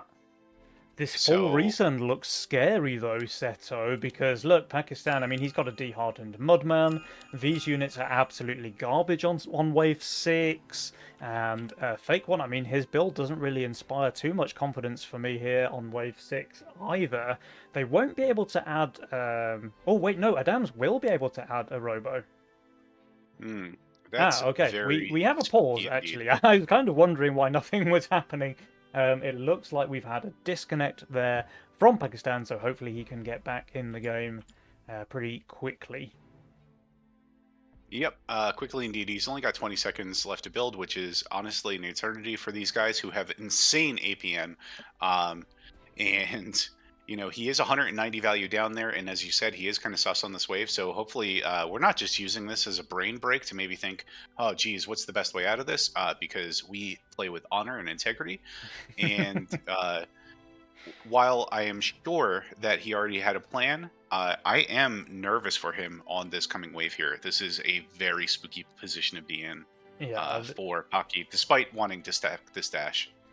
The dehardened Golem and Seedling combination does not inspire confidence on wave 6, I think. He is reconnecting now, so we'll have to see what his answer is to try and survive this. But, I mean, they may not sniff it coming as well. Well, yeah, I mean, they were just full sent. Who would go for the this early on in the game? Mad Lads, that's who. Mad Lads. Oh my god, I love it. He's building more tanking. So very good read here out of odd positioning on that wall. It's like half a square further forward than it needs to be, but I mean, it all kind of worked out for him here. Now let's see, he did sell a couple of seedlings as well to get a better quality of unit out, which I like. He's doing decently, I think, as a result. But his teammate, he's leaking as well, so this will be a double leak. Can he kill one more for the Fake One? He cannot! Oh no! 76 there for Fake One, 49 for Pakistan, and this is just devastating. Yeah, this is not the kind of stash game that you, or maybe not the wave that you want to lead Yeah, your stash here. yeah. I Not mean, worth. this is. I've been absolutely glazing Fake One's positioning the entire series, and here we go, because it just did not work out for him one bit on 6.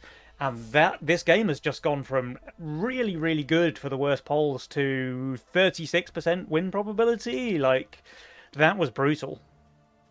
Yeah, that was not ideal. I do appreciate that now we're going to respect the resend. So both the fake one and Pocky here being way closer to value. No resend this time, and we are just inking with a little bit of king, trying to get that pump up that regen. Yeah. Trying to last a little bit longer here. Pocky is sorry, the fake one is really far ahead as far as score goes. Like he did get a lot of advantage out of the fire archers as they start to kind of fall off here. Actually, this one tanking forever Yeah.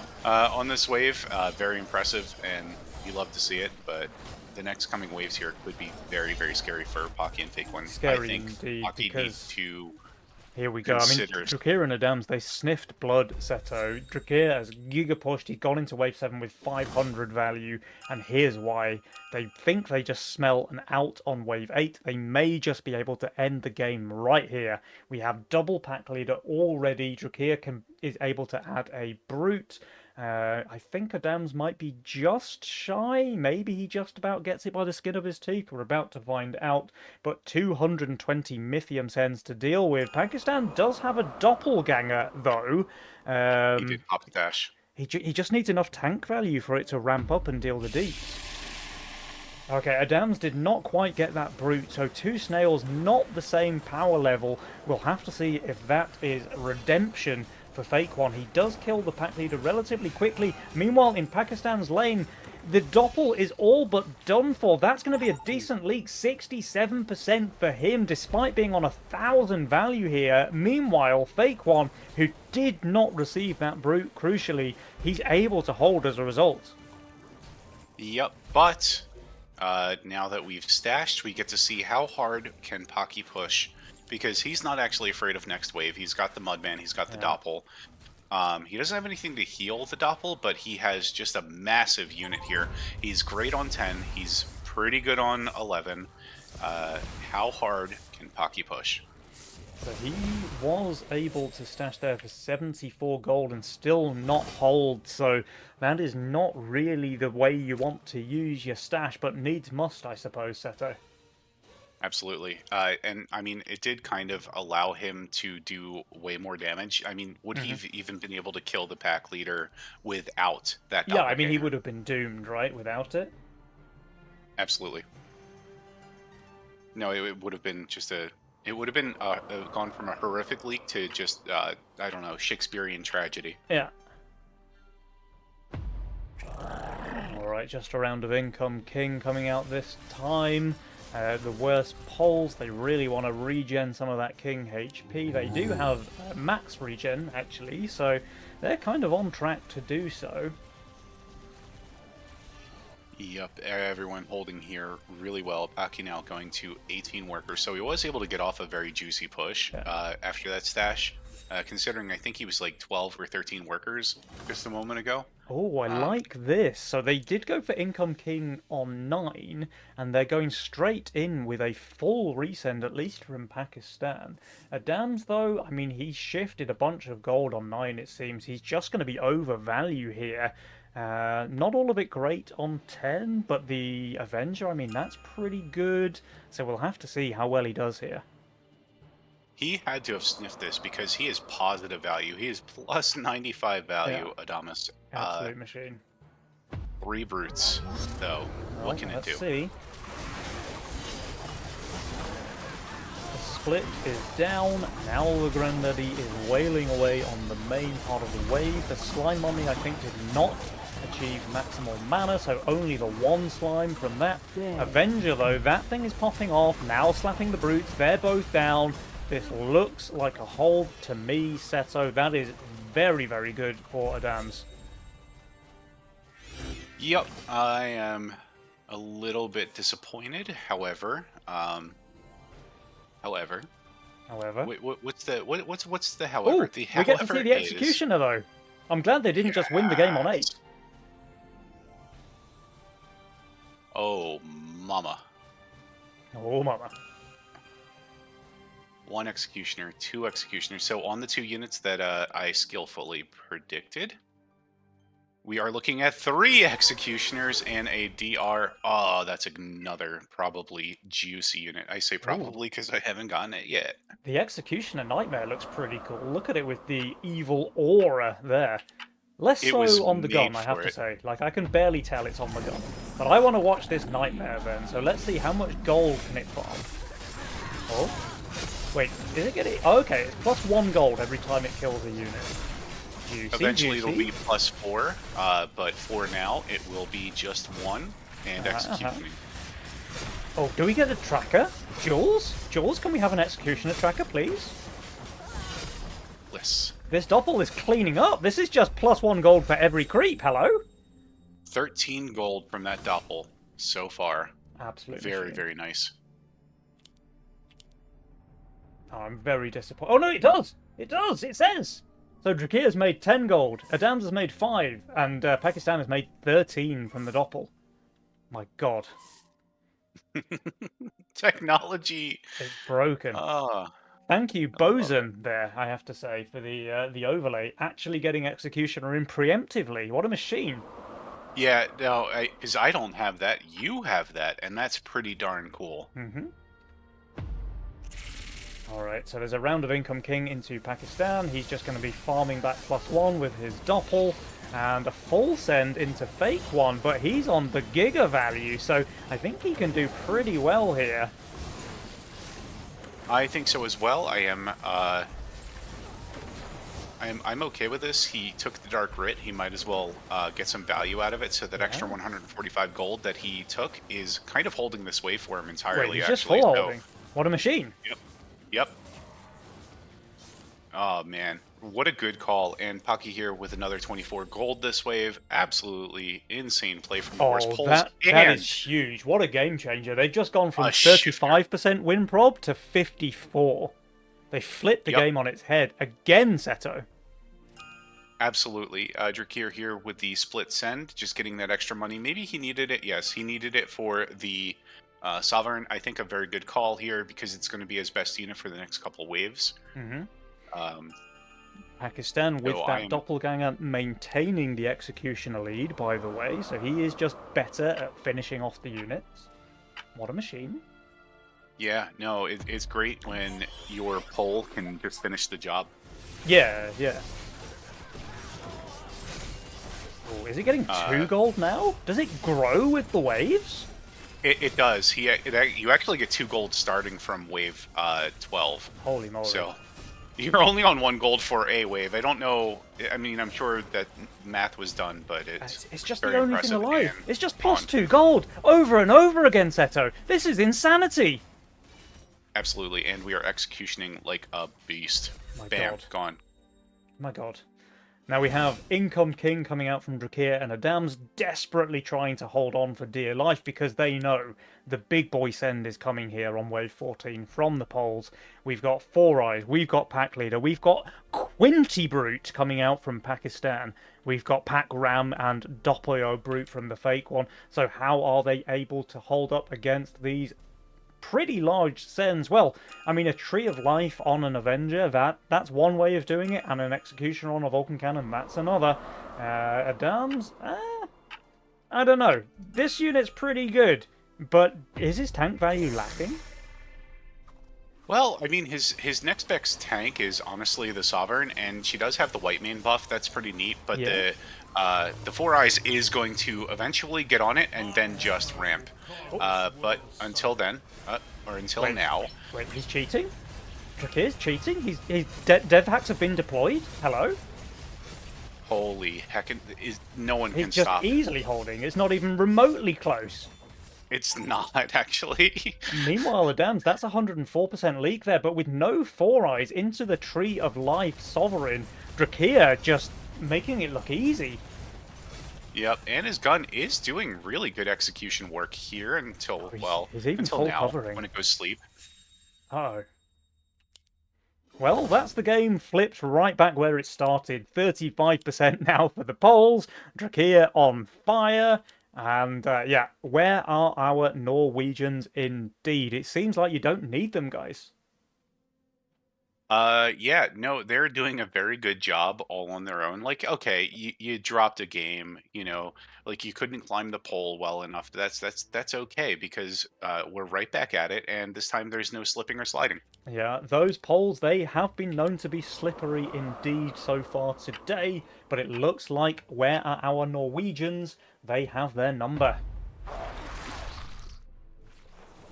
For certainly, and so where's our value? So Pocky and Big One did do just a little bit of a baby shift here, and it looks like it's going to be enough because they Okay. would have been on value had they spent that money. Alright, so there is a Here, or full nothing like 16 send coming out. I was going to say Pakistan looks incredible there, but of course triple canopy is just completely dead value on the 16th wave. Yeah, and his Mudmen, like even if he hardens them, it's not really that good. Wait, It's Adams is leaking. usually bad. Yeah. I mean, surely this kind of convinces the Poles to send here. Surely. You cannot guess the height of Oh, they his. save. Okay, interesting. Huh. Oh, I love that.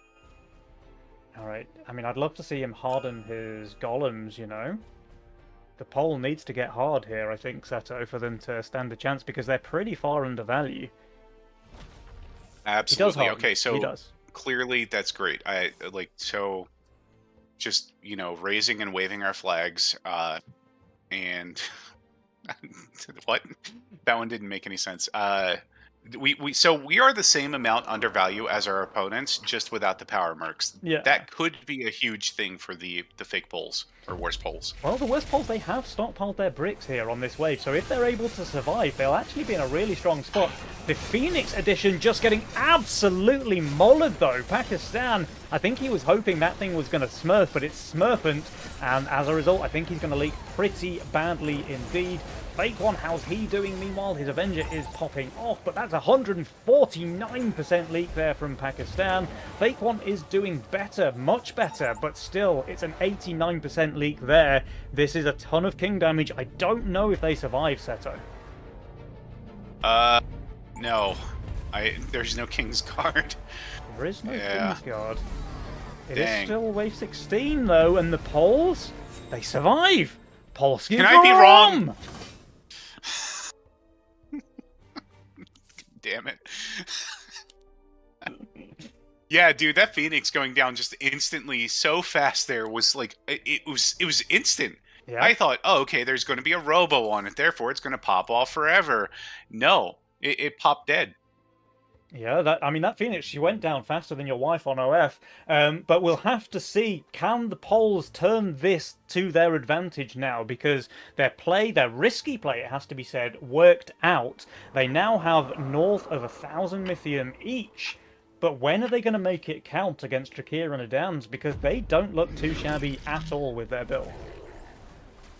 No, it's another one of those times where, all right, Drakir's got Sovs for 18, all right. Adamas is also looking at the Lord of Death for 18. Well, I mean, maybe there's 19. Well, Drakir and Adamas are sending now, so you don't get to send 19. This is a rough position to be in. We are making a decision, the go decision, and I actually love the triple Centaur call here right now, which means I'm probably wrong about that call, but I like it for now. Yeah, the sends are pretty big, but they're also full sends coming out from Drakir and Adams. And this time, the worst Poles, they cannot afford to leak one bit. They have just 21% remaining on their king. So even a small leak, this is wave 18 after all, is going to prove fatal. And their values are not really inspiring confidence, to be honest. No. Do we have any kind of nice executioner numbers to look at in the next 5 seconds? Oh, Yeah, we've got. I mean, it's fairly even, honestly. Pakistan is in the lead by 127, but Drakir, he's on 115, so not hugely behind, honestly. The Phoenix, let's see, will it repeat the performance that we saw on 16? It will, it's gone, oh no. Oh no, he needed that thing to smurf. Let's just pan over Drakir. I mean, he's doing phenomenally well. This time there are 4 eyes, though, so the Invincible Sovereign will go down. Fake one, though. Oh, he got his backline killed. Oh, no, Pakistan, that's 110% leak there for him. I mean, Fake one's doing really well, but it's just not going to be enough. I think even if he held, they would just die to his teammates' leaks. Drakir, he does leak as well, but Adams, he holds comfortably. Look at the value left alive in Adams' lane. My God. Yeah, no, Adamas doing really well there, but predictably he had some solid units for the wave there. Chaos redraw really working out very well for him, able to select his role any wave he wants. And there we have it, Seto. So where are our Norwegians? A team name which is difficult to say the least. But they have made it through to tomorrow's semi-final, so thankfully I don't have to say the team name again today. Drakir and Adams, very well played there. They are straight through to tomorrow. The worst polls, though, they will have one more chance as we get to see the last chance match. Do we know who their opponents are going to be? Oh, buddy, let's take a look-see here. So, It looks like it will be a revival of that first game of the day. It's going to be Dark Kidius, Seto. So they managed to go 2-1 against Sleeper Leak. So yeah, it is exactly. It is a rerun of the very first match that we saw today. Dark Kidius versus the Worst Poles. Do you think the outcome's going to be any different? Because that series already was super, super close the first time around. well, so what the worst polls had going for them to start the day was synergy, Hmm. and Kid K and Darkwacker have spent all day building synergy.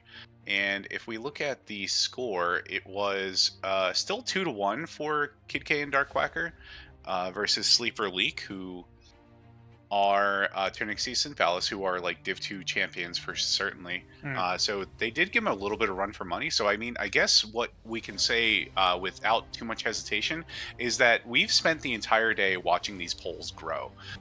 So, we've just been able to benefit from just the wealth of knowledge and synergy the polls coming together as one. Yeah, yeah, Uh, yeah. so, yep. Yeah, they're certainly looking quite girthy indeed. But guys, we're going to have a quick 10-minute break now before we get to see that last chance match. It's going to be exciting, so don't go anywhere.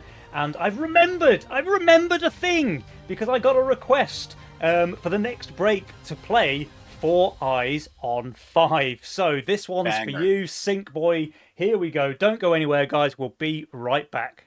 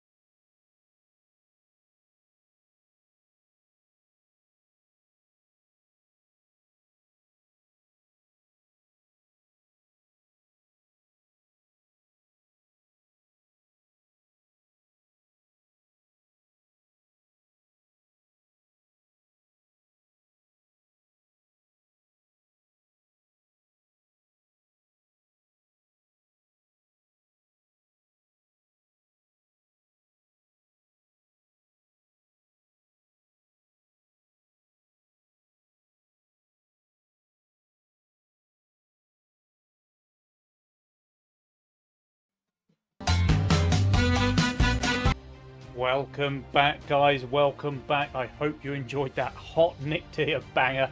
It's one of my favourites, actually, Four Eyes on Five, reminiscent of a fantastic XGod and Ashton victory with that strategy. So, really, really topical. Meanwhile, Seto, I think we have a lobby available. It's going to be the last chance match here between the Dark Kidius and the Worst Poles. So it's a rerun, essentially, of the first series we had the pleasure of watching today. This time around, of course, Dark Kidius hoping for a different result, while the Worst Poles just wanting to run it back.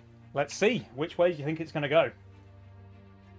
I think we've had a great showing of how hard the polls hit. Kid K and Quacker, they had a chance to come back. They did exactly that, meaning they've still got grit, they've still got style, but, can they run it up the flagpole?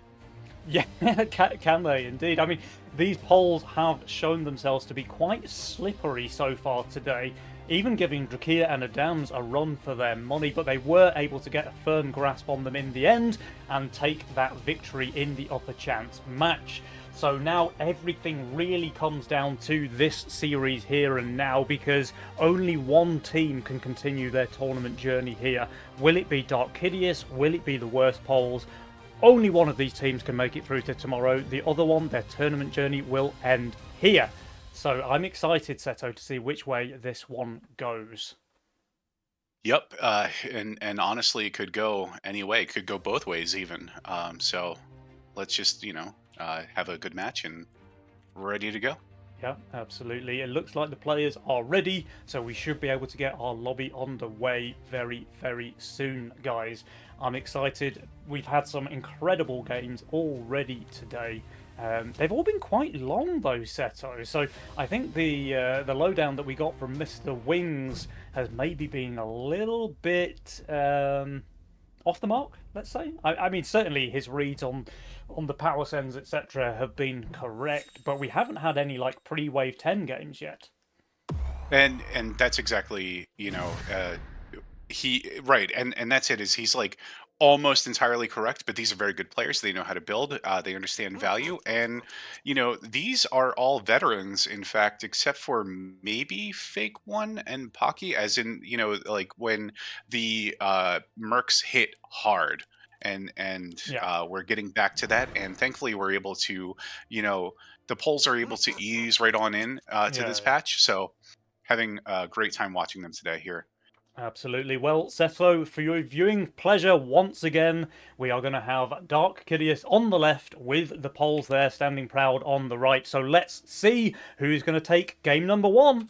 Let's go. I love the Megamind champion. Like, if you're going to have champion, you might as well Megamind it and get that one extra gold. It's you then can't blame yourself for ending up with champion. And Kid K has so far two decent units that I see for it in the Sav or the Flower. Other than that, I'm not really sure if I see a good opening for him. But let's see here. So we also have two greeds, Dark Whacker with the greed and Fake One with the greed. Fake One here with the Atom open, so maybe we'll get to see another Nucleus game here, as it's not like a Chaos Atom, so can't really roll it away this early, surely. Yeah, surely. Alright. Kid K, I mean, he does have a really good target for the champion there in the Avenger, but that's quite greedy to save your champion for a tier 6, right? So I'll be interested to see whether he is kind of forced to use it early or not. Yeah, and you want to use it in the first couple of waves, this way you can get that push off. And he wasn't gifted with a Grarl or anything. Don't worry, I never roll Grarl when I end up with champion either, so I don't feel any kind of way about it. But it is, he will find an angle. He's very good at this game. He has been absolutely on a tear. I could see him being a rank 1 player very, very soon. Yeah, for sure.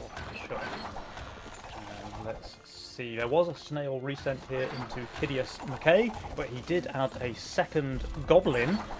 Will that be enough? It looks like yes, it will. Will indeed. It's one of the highest damage to gold units that you can have, actually, is the Goblin Copter. Hmm. Absolute machine. Alright, there's a couple of snails coming out now from the sides of Kid K and Dark Quackster, but I think Pakistan and Fake One should be more than a match for this one. Absolutely. Paki already with the half square back cat, so kind of just shoring up his wave 5 in case he doesn't want to put something in the third column next to his He's shifting 30 gold nightmare. though. I wonder why he didn't want to add the stack on the cat there. He knows he just doesn't need it, surely. Surely. He may have needed it, actually. Yeah, I mean, he's going to leak here. Well, he's able to Oh, wait, push. is he? Wait, Nightmare? Broken? Hello? Oh, God. oh my goodness! All right, what? Broken. He didn't I'm need wrong it. again. Who's shocked? Wow, not me. Alright, just more snails coming out. I mean, surely that's just the Merc nerf diff, right? Old snails would have clapped him there. Absolutely, yeah, and then he would have been destroyed, never been able to recover. We do have as he's chaos, he has no idea what he's going to get next. He's just like, yeah, sure, I'll be fine. He is saving 50 gold or 63 gold here, to like help shore up his bets, but Well, I mean, Kinda Jules risky. gives him Infiltrator. I mean, he could even build a Halo here, right? If he wants to. why would he want to? Got him. Infiltrator or Crab, decent second options as well. Yes. Oh wait, he can't build the Halo. The idiot. He didn't send his Mythium. Fair enough. It's alright. The infiltrator's very solid. We're boosting 1. Yeah. Still have enough for a mask. Why not? He is getting a full send here from Kidius McKay. There is a Brute and a Snail to boot. Yep. This is not under any pressure this wave. We're looking very good. Maybe we think about brooding next. I don't really know, as the casket kind of dog shit as well. So Pocky here saving his Mythium. Pretty good call, probably. Barring nothing crazy happening here, like us leaking most of everything. And the Nightmare's kind of running Nah, it we down, did but good. honestly, he's clearing up most of the little Scorpions anyway, so 42% there against the Force. Full send, I think he's fine with that. Absolutely, with a basically full mana at him. And that thing really dishes out the deeps. Absolutely. Yeah, these poles understand how deep they can go. Yeah. And the wave couldn't really have been any longer than that, while Pakistan and Fake One continue to stockpile their bricks. So here comes the full send on wave number 6. Dark Quacker really not looking great here. He's now in a really tough position. Is he going to sell his pretty highly stacked Angler just to get out the Berserker here? Or is he just going to take the league? Looks like he's unsure. Yep. Yeah, All right. it. So, Yeah. that does feel bad. I mean, what's going to feel worse is if he still leaks here. Then it's like disaster territory. I believe he still leaks here, as this will eventually die to the Robo, and this has got every unit on it. Yeah, there goes the Seraphim. The Berserker, honestly, is getting run down, like you say. So, yeah, that is tough there. Quacker selling a highly stacked Angler and still leaking 76%. Man, that one stings a little. And meanwhile, the teammate against the DT Robertson, he's leaking as well. That's deserving of a Waldo, I'm pretty sure. Kid K. Oh no. Oh no. Listen. The Poles last game took a massive beating on 6. And wait, no, that's how they ended up here. Never mind, forget this point. Oh, full resend coming out from both Kid and Pakistan. So let's see. Quacker, I mean, he does stack his cage, so he should do at least okay-ish. Quacker, Pakistan, sorry, I think doesn't quite get the second brute, so it's just going to be a lizard, not quite packing the punch of a double brute. Kid K does get the Robert. And if we have a look at Pakistan's lane, well, he has got a slime mummy, so I think he can do okay. Yeah, he'll likely do pretty okay. Eventually, we are going to want to either find something for the Doppel or just like kind of change trajectories here Hmm. because like we're still doing that unlucky thing where we just don't get the Butcher, and the Yeah. Slime Mommy, when it goes down, is going to leave the Nightmare completely open. Yeah, so now the Nightmare gets run down real quick, and sure, the slimes are there, but...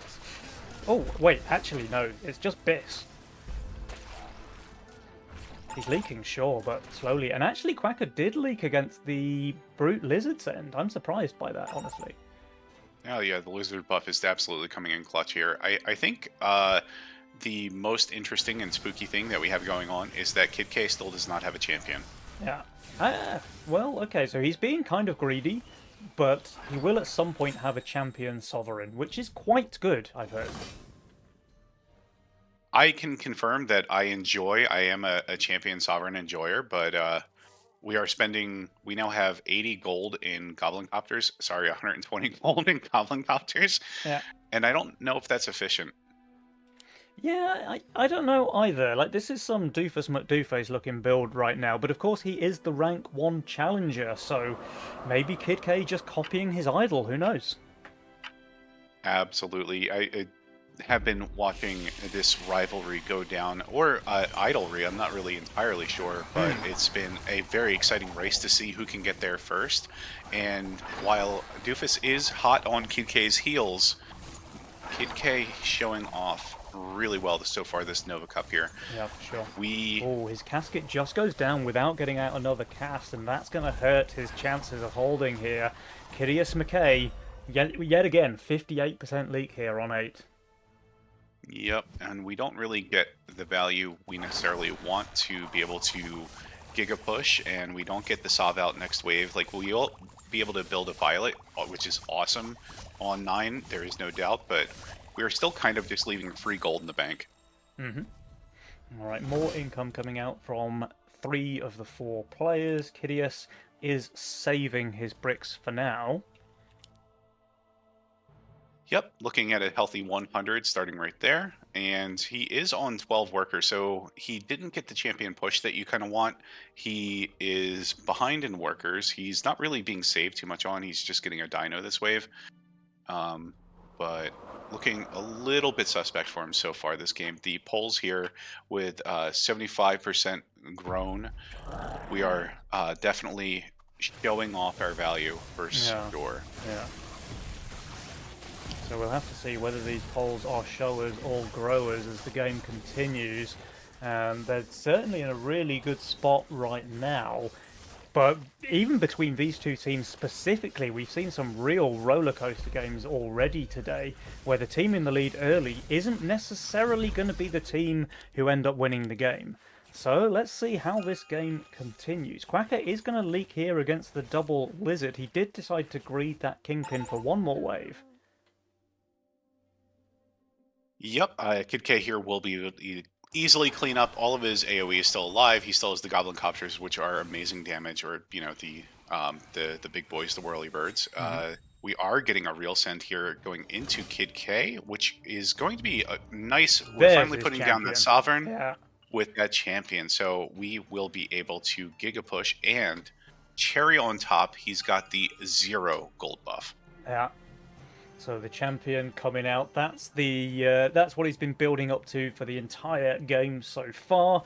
Now this has to pay off for him here. He is receiving a relatively large full send here on wave 10 coming out from the fake one, who's receiving a full send of his own, by the way, from Quacker, and a shutdown would be very, very nice for the side of Dark Kydia, so we'll have to see if that one's successful. But meanwhile, 240 Mythium received here by Kid K. His casket just barely gets up another spell. That's very impressive there for him.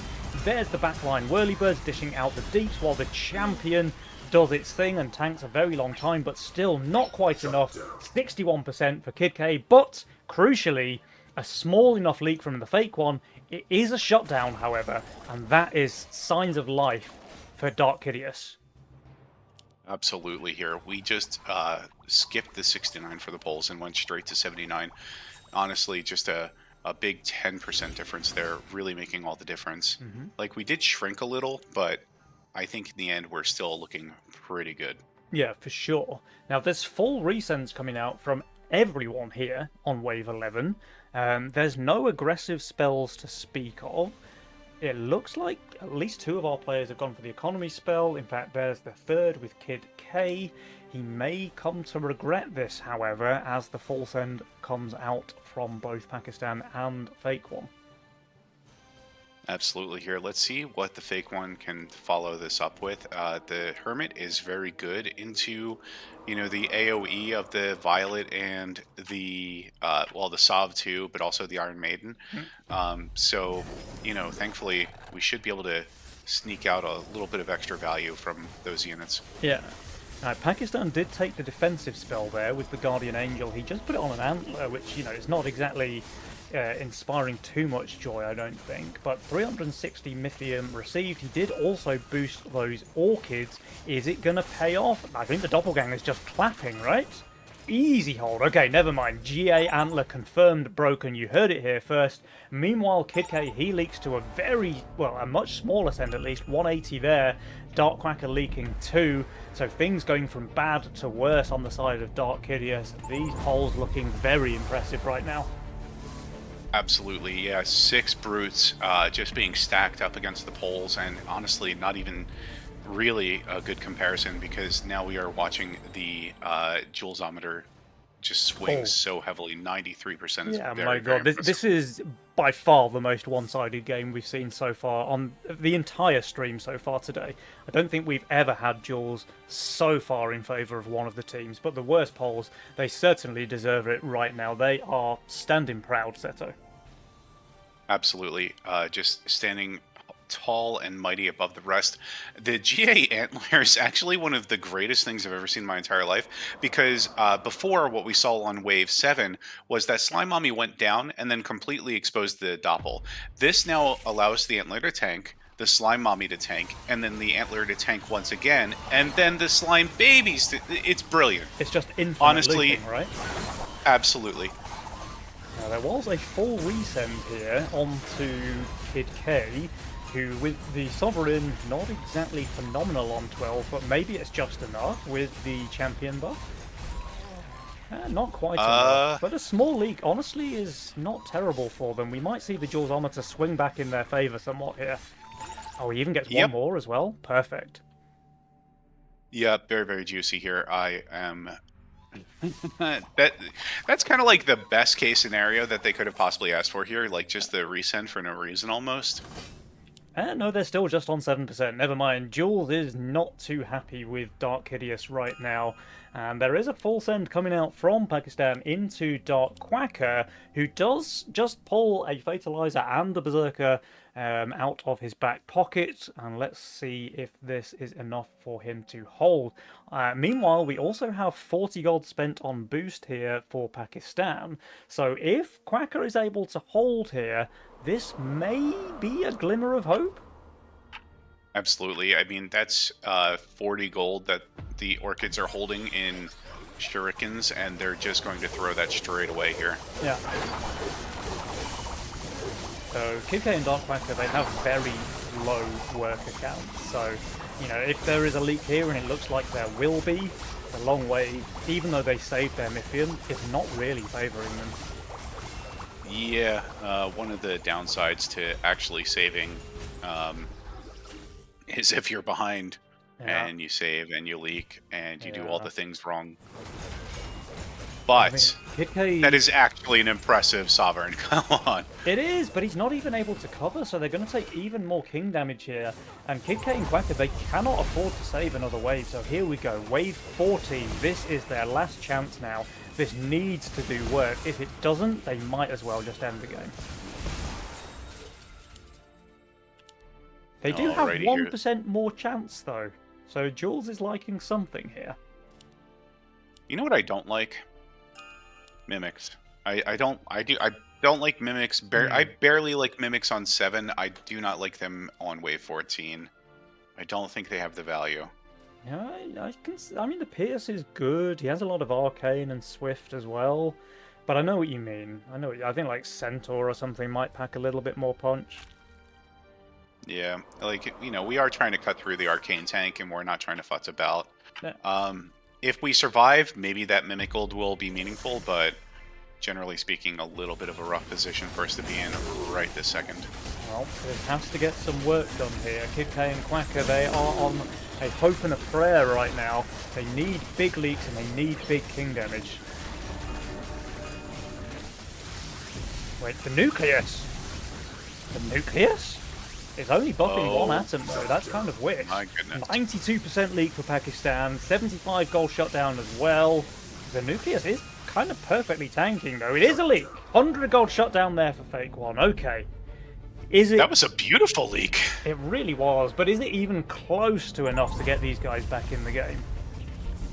Well, I mean, that was them kind of just blowing their load over the poles, and I'm just hoping that it's, that we can get up, clean ourselves off, and, get back to business. Yeah.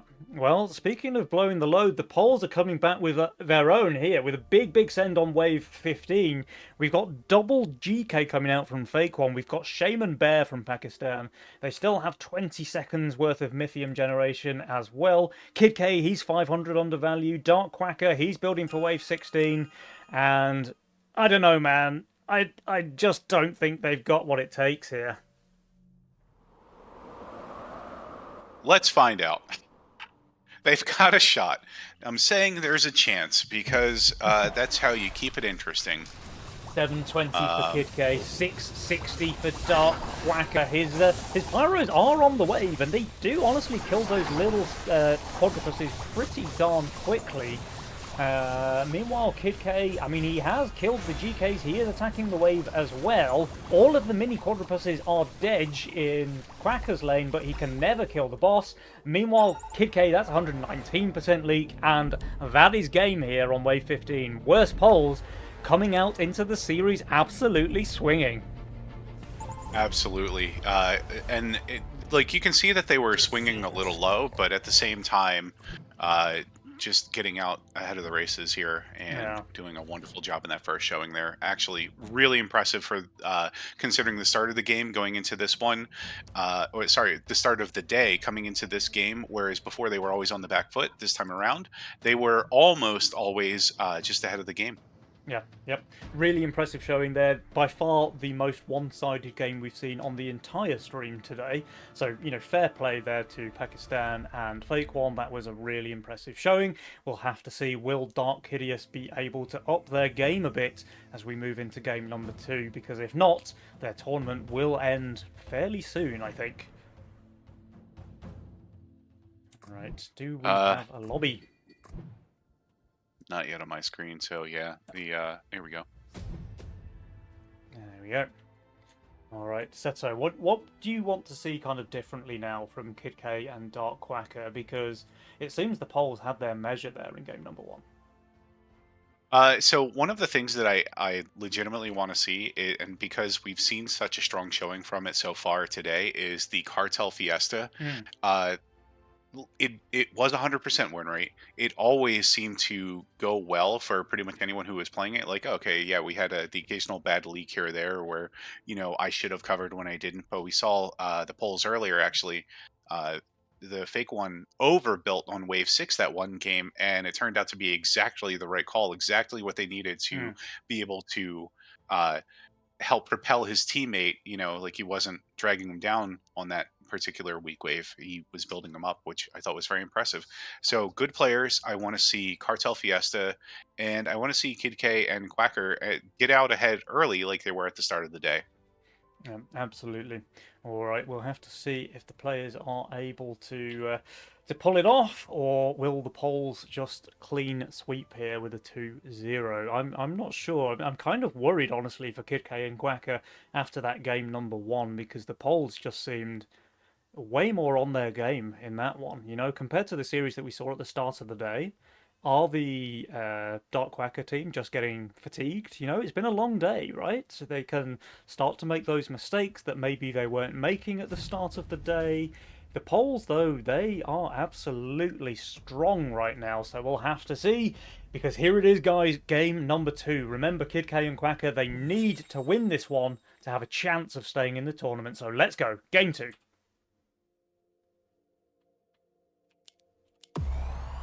Actually, an interesting point. All of our teams here have gone the distance in every game that they've played. Every series has been 2-1. Interestingly, as we have our NA team versus the Polish team, it would be, in theory, you would think, later and perhaps making the Poles a little more tired. Yeah. All right, there's that cartel. Will we get the Fiesta? We will. All right. So, worst polls. This is a pairing that we've seen them play, I think, pretty much every game 2 for the entire day. And they've played it very, very well. I think they've won every time they played it, right? I believe it's 100% win rate on the day so far. Yeah. And with them kind of taking their chaos out already, as they've already had a chance to use it and win. And Greed, which is just a solid middle of the road, nothing special, Yeah. nothing fancy, no bells or whistles type mastermind. It's good for them to take this chance, especially when they've already been performing on it so well today. All right, Fake One now. I mean, we saw him play this Fire Archer role extremely well already today. This time around, only adding 2 bonies. Does that make it Fiesta? So I don't recall. I think it depends somewhat on positioning, but it may also just Fiesta without a snail. I mean, his aggro looks extremely good.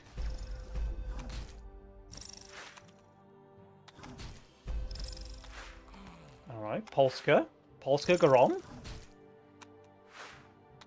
Oh, one more. What a beast. Okay, that's a very nice Fiesta. Alright, Snail Resends coming out. Here we go. Meanwhile, we've got Flower Opener for Pakistan, so he's very, very safe for the first few waves. That's ideal for covering a Fiesta teammate. Oh, yeah, especially with the Aqua. Again.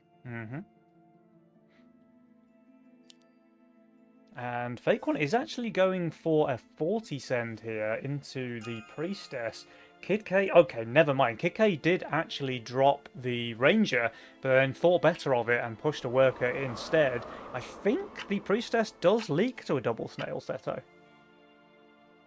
So, I believe it leaked before the income nerf, and then, well, it's also really far back. That actually makes a difference as well. So I think it will not leak here, so we'll see. Definitely leaks the Lizard, though.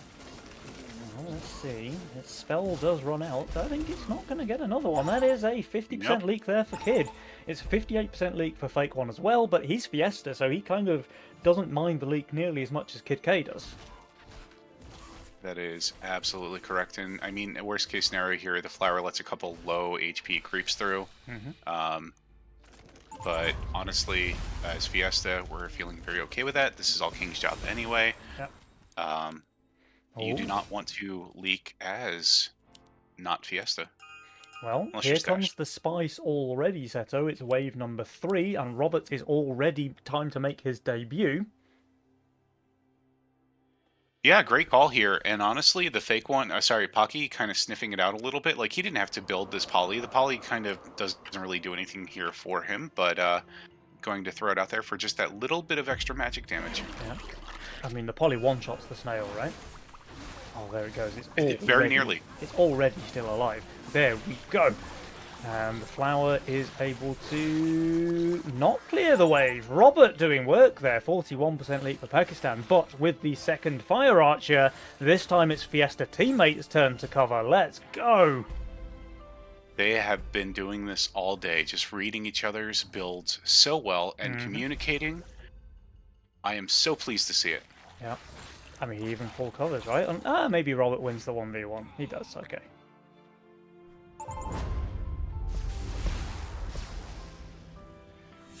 But now we have a fierce DT going into Kid K here.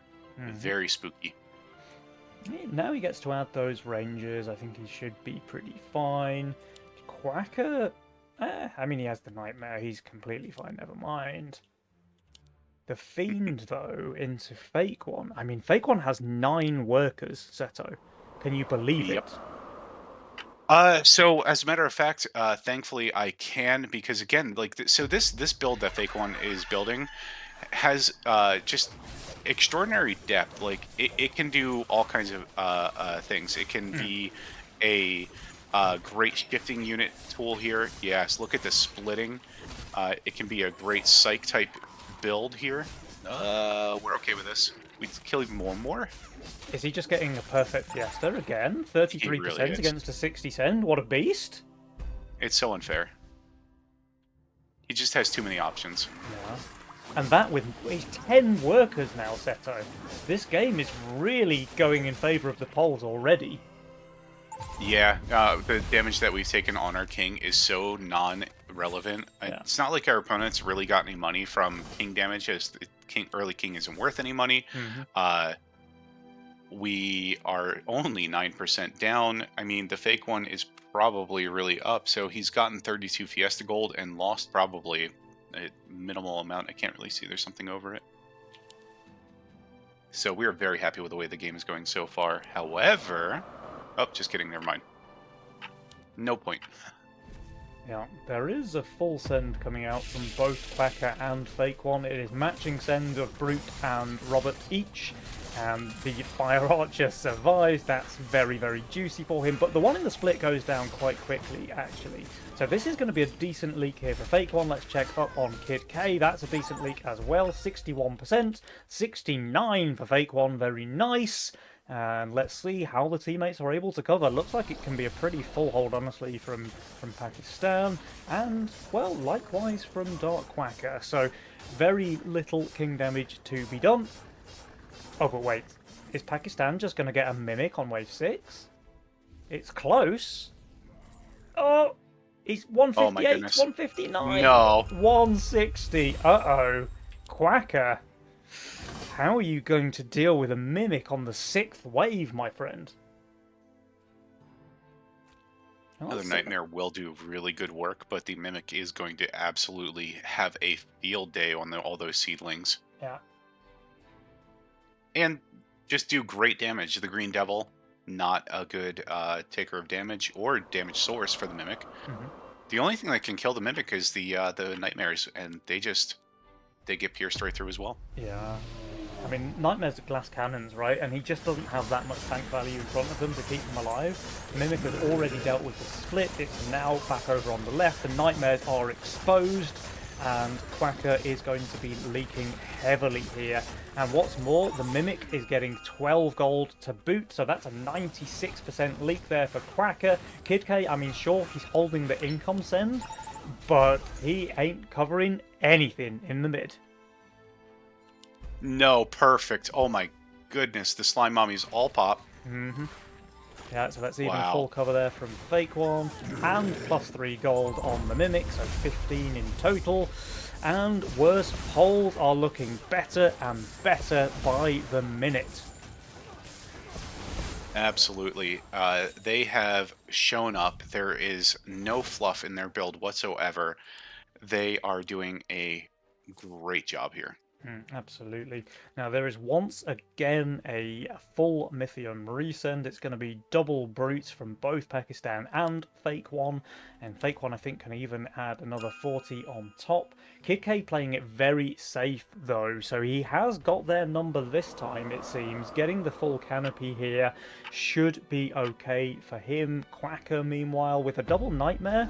Pretty good on this wave, honestly. Yeah, he can kind of shred the wave relatively quickly, and even a bit of tank value there with the Green Devil. Sniping one of the brutes early is huge. Can the Nightmare survive? It can. Okay, he's going to do quite well. This canopy's still alive as well for Kid K, so maybe their tide's turned. They needed this though, Seto. They were in a dire state. Yep, nope. This was going to be the nail in the coffin if we leaked badly again. Yeah. And thankfully here, Dark Quacker's leak does not matter one bit. 16% on the blob wave is Really laughable. Good. It's really good, yeah. Okay, now Quacker's going for a full send here into Fake One. Now, I have to say the worker situation's still not looking great, but at least it's not as bad as it was for Kid K and Quacker. But Pakistan is still in such a good spot there, making absolute best use out of his cartel. He's on 17 workers. He's 30 income ahead of Kid K and Quacker. Yep. I am just taking a look here, and Quacker is minus 150. They're totally okay with that. They didn't get real sent here. The Green Devils will be able to tank for days. Nightmares do excellent work on this wave. Hmm. I am a little nervous about Oh his god. Nightmares eventually, as the Robos are good support. Dang, that sucks. Yeah, this was a 220 Mythium Send, and I think he's just holding, or like very close. Insane Yeah. off-tanking there with the Fire Archer. The fake one really showing this build to its full effect. Yeah, that is crushing, honestly. So any glimmer of hope that they had after the Wave 7 performance is just given right away back to the polls there, because Fake One holding that 220 send easily puts him in such a strong spot. He's now top of the power score, 25 gold shut down. This one is looking rough for Dark Hideous. Yep. The good news, and I'll take what good news I can. Uh, we are set up for Kid K to be able to just Giga push. He doesn't really care about the leak on 10. He's already set up for 11. He's got, well, he will have to do something for um, 12. I mean, or he can drop an egg at some point soon, like on, Yeah. some wave. Wave 10 egg, honestly, it might be fine. Yep. That will help secure him in another position.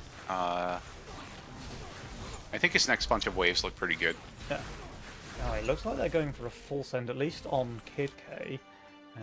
Pakistan, what's his build looking like? Pretty bad for Wave 10, pretty bad. Yep, I will absolutely concur with that. I mean, he's got a good tank in the flower if he wants it. Oh, I mean, the gun will do decent work. He could even build a second one if he really wanted to, and then sell a Yeah. poly and even the split up. I think he just needs more tank value, honestly. Yeah. Yeah, there we go. Well, now with the addition of the gun and a couple of devilfish, his build is not looking so bad after all. Yeah, the ogre will still do a pretty incredible amount of work, but it should get cleaned up by the fire elementals. Yeah. 260 on 10, still rather a lot to deal with, and the Ogre is smashing away on the front line there of Pakistan. The Harbinger, will it get off a second summon? It won't! That was No. so close! Yeah, honestly, that makes a pretty big difference. The extra few seconds of tanking the boss, dealing damage, so 77% leak there for Pakistan. Fake One, of course, was holding. He only got a dino. Will they even get some king damage from this? They will, but honestly, not very much. All KK going right, for a so full resend. Okay, interesting. Pakistan not going to be caught unawares, though. yep, our friends in Poland have decided to share the wealth, and the AOA coming out immediately from Kid K, I think is it's a little bit hopeful, especially since we know what we know, where, they spread the wealth. They essentially gave each other a nice little handshake to hold here. It Yeah, got us a gun. It got us a gun. Like we're feeling pretty good about the next wave here. yeah. Quacker holding on to his Mythium, I, building, of course, I Liquid think Eyes. Quacker's probably considering Siege Ram, but I don't know if he would get it even with an all-out assault. So yeah, he's just going for the pawn shop. I think he would have just gotten the Siege Ram. Maybe, maybe it's fine. Now let's see. Pakistan, I mean, he definitely sniffed the reset coming. He stayed on very, very high value. This time his Harbinger does get the resummon out. His front line is down now, but it's absolutely done the work it needed to. It looks like, I mean, he just holds, no? There's only 3 creeps left alive. Yeah, full hold. That Hermit there did an awesome job staying alive till almost the end of the wave there, but That's very unfortunate. Kike did just barely hold the incon send here, but now we have both members of the polls on fire. 50 gold on Fake One, 25 on Pakistan, and Jules is saying 84% win chance. So, Seto, I'm sorry to say it, but the worst polls just seem to be completely outclassing their opponents here in the last chance match. yeah, I mean, I'm not sorry to say it at all. It's about time that I didn't cast or curse them too badly. We started off a little shaky, but definitely finished very strong. Um, these guys are clearly finishers, and I was wrong to doubt them. but they also just set themselves up for the easiest 13 of their lives, or to hold 13. Despite having guns, they both have great 13 wave units. Yeah. They have way more lithium as well because, of course, Kid K's failed attempt to descend on 11. Oh, but the Poles do save here on 13, so maybe a chance to make something happen here for Kid K and Dark Quacker, but their opponents are on super high value, 2.4k, 2.6k, with a full Sovereign, a King Claw. I don't know, man. Yeah, so, Pocky has a really good delay in the gates. He's got a good unit here with the King Claw. He's got decent, okay-ish damage with the Harbinger. I think we're fine. 440 for Pakistan, 600 for Fake One. But honestly, they have some good units. The gun does go down quickly for Pakistan, so that's something. But really, they just need to get so much work done here that it really is asking a lot. The Four Eyes at least is on the Sovereign as well. If Fake One's lane, can it bring it down? It can, but he still has everything else alive. Pakistan, Helix 83%, but Fake One once again with the big hold. And I think that one just sealed the deal, honestly. They needed a huge amount of gold to have any chance of surviving this huge Wave 14 send that's coming out right now. Yep. Blah, blah, blah. I mean, we are at least going to wrap up the day with a decisive victory. And, we can't give the card away on the first day. That would just be, why would anyone come watch tomorrow's finals if we just gave it all up today, Yeah, absolutely. Well, the sends are pretty big. The values are looking sus here for Kid K and Dark Quacker. There's a lot of steeds. I mean, it's arcane tank value, perhaps. It's going to pump the Azeria full of mana, perhaps. But it might also just get completely run down. And Kid K just doesn't have the damage, I think, to hold here. Quacker as well. I mean, yeah, I don't know, man. Even if we were able to get that egg out at some point and it were a perfect egg, it's still natural on 14. So this was a little bit rough here. We are doing really well though. Well, we're doing well. Maybe they even survive here, but I mean, how do they win from this spot? So 104% for Kid K, 125 for Quacker. They do get a mini shutdown there with the income send. I think they'll survive. They have Kingsguard as well. Yep, big enjoyer of Kingsguard from Dark Quacker here. A lot of gold going over though. Kingsguard keeps them in the game for now, but I mean, look, the chances when they're in the game are infinitely higher than the chances when they lose there on Wave 14. So yeah, I don't want to advocate for FFing ever. I like good, fun, clean, competitive games, but this one just feels hard. yeah. It'd be fun. Okay, well, let's see them turn the polls inside out a little bit though, and just execute one of their own strategies against them. They are shifting all of their gold and trying to bait the Wave 16 send. Well, there's always two parts to the bait, though. One, bait descends. Two, hold descends. And both Pakistan and Fake One. Oh, one of the players is disconnected. Pause. Okay. All right. So as I was saying, part two is hold descend, right? But both members of the polls have pushed the worker button relatively hard. We've got Pakistan on 50 workers with 6 more in the queue. We've got Fake One basically on 60 workers as well. So yeah, sure, you might bait descend on 16, but can you survive it? Because their builds are not looking phenomenal, honestly, on the 16th wave. They're not looking phenomenal, but do not forget that Starcaller is by far the best tank on 16 here. Yeah.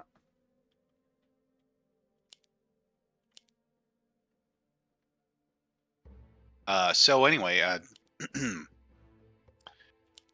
let's summarize the patch again. We have the Merc patch, or the Power Merc patch, where all mark values pretty much are up. That goes from attack speed to HP in the Hermit. But we have Shaman buff, we have Needler buffs, we have all kinds of madness.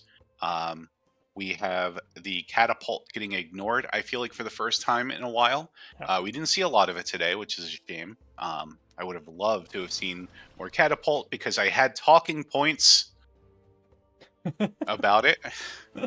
Uh, didn't get to pull those out, but that's okay. That's fine. Oh, here we go. Game is back underway. Pakistan is back in the game, and let's see. Will they successfully bait? They will. Okay. They're also going for an auto send, so they still kind of realise that they're in danger. Teehee. All right, so we baited. We've put ourselves in the best possible position to hold next. We're going to see more red eyes, so more AOE clear. Maybe we clear those pesky bears up real quickly, and then the star callers just finish up the way. Yeah. Uh, Quacker did take pawn shop, so we could sell that at some point. That doppelganger or nightmare rather, because Yeah. we didn't buy the doppelganger. If Oh, you we didn't feel get a at some doppelganger point at that's all. more, Yeah. yeah. He had two nightmares at one point, right? So he's already sold one of them. Mm-hmm. Alright, I think it kind of all comes down to this send. Will they be able to survive here? 39 HP on the king. They have successfully baited the send from the worst poles. Can they survive it though? It's no mean feat. The Aziria is doing work here in Kid K's lane. I don't know if it tanked enough though. Meanwhile, over on the side of Dark Quacker, his disciples are going down one by one. That is a leak from him, 78%. That is a leak from Kid K. The GG's come out. I don't know if it's over here, though. Centaur's not the most king damage.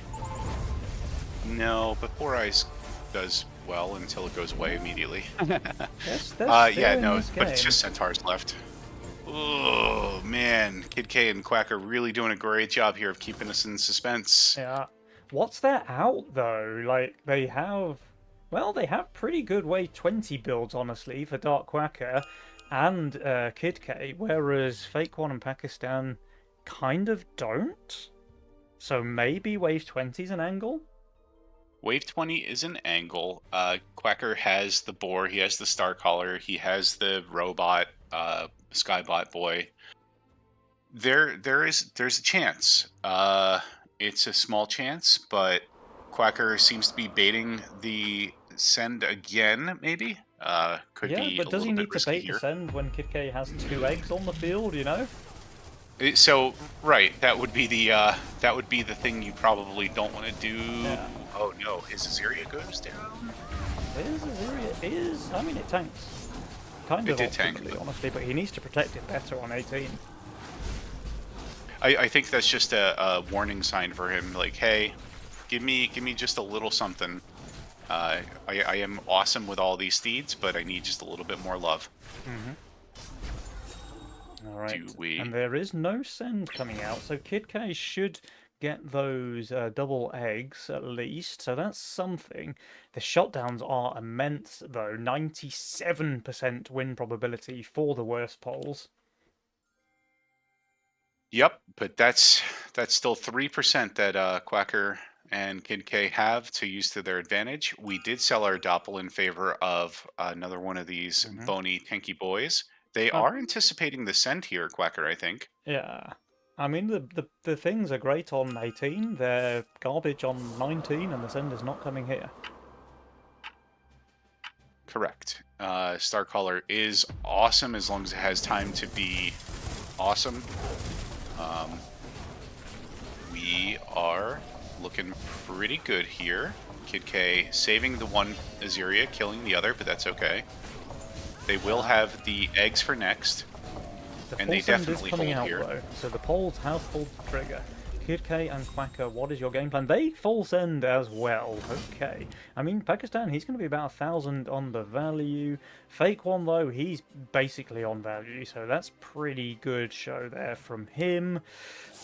Oh, Quacker full selling those scallywags. Okay, turning it all into red eyes. Okay. I love that. Yeah, Yep. really good use of the pawn shop, actually. Although I wouldn't mind having like one of these boars up front just to guarantee that these squishy disciples stay alive, because that's really all of his damage. Correct. So he's got great tanking. He's got great damage as long as he can keep it alive. I mean, maybe even selling one of those to put something more up front. Alright, so let's see if we can get both of these lanes in. The bears are giving a ton of value there, mainly healing other bears though, honestly. Now we have the waves clashing. Big sends received here by both Kid K and Quacker. Pakistan, I'm sure, will leak as well. Fake One, I think he's got a very good chance of just holding though. And yeah, it looks like, unfortunately, Dark Hideous, they gave it their all here, but the worst polls turned out to be the better team, at least for today. Absolutely.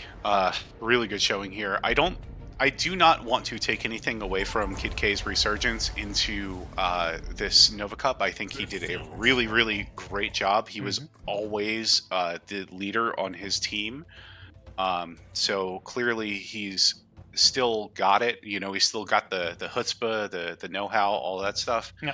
I'm really, really pleased with everyone's performance today. I think seeing 3 series in a row of Pakistan and Fake One was actually really fun because they just continued to get better every time. Yeah. You know, it took them uh like they did not win the first game of the day. Okay, cool. So we had to pull it back. We had to run a twofer. And then in the next series, I think they won the first game and then lost one and then won one. So, you know, they moved that up. And then this time they decided just to win 2 in a row right off the bat. And that in itself is very, very impressive.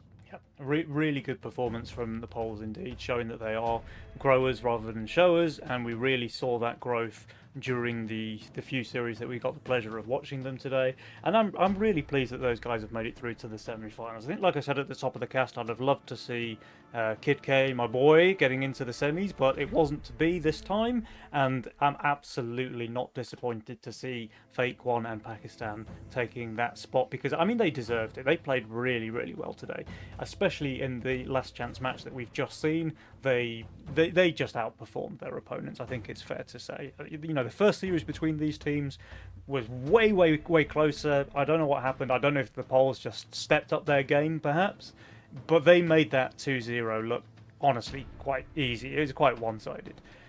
So I'm really excited to see how they perform in the semi-finals tomorrow, and I'd love to see those guys in the finals as well. So meanwhile, Seto, do we have our results from the other side of the bracket? I think we do, right? Looks to be that way, yes. Number one did very well today. Is my screen a little bit funky? So it looks like, yeah, hashtag So one. So that's King Downs and Sire. They have gone through in first place on that side as well, and then perhaps Oi making it through. Oh no, it was Fuxijins. They made it through on that one.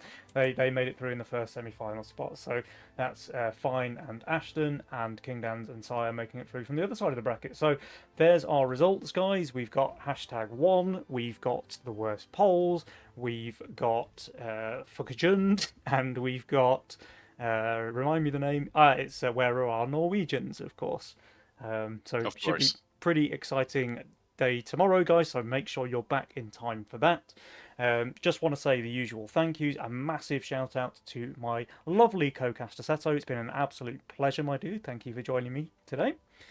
And Thank you as well for having me. I hope that you still have time to get out there and enjoy National River Cleanup Day uh, I'll certainly give before it it goes my away. best shot, and I'll be using my national donuts and Linda's and King's birthdays to help keep me afloat as I sail down the river. But yeah, again, big shout out to all of the tournament organisers, Schnurd and Slinky and Bozen and all of those guys who really put the effort into making the tournament a success. The developers, and everything they do is fantastic, and that's enough for me. I need to shut up and be quiet for about 8 hours. So guys, I hope you've enjoyed the show, and I hope you'll be back here tomorrow for those finals, because they sure promise to be exciting. For now, I will leave you with one more Nick Tier banger. This time I think we'll go with someone like Jules. Until next time, goodbye.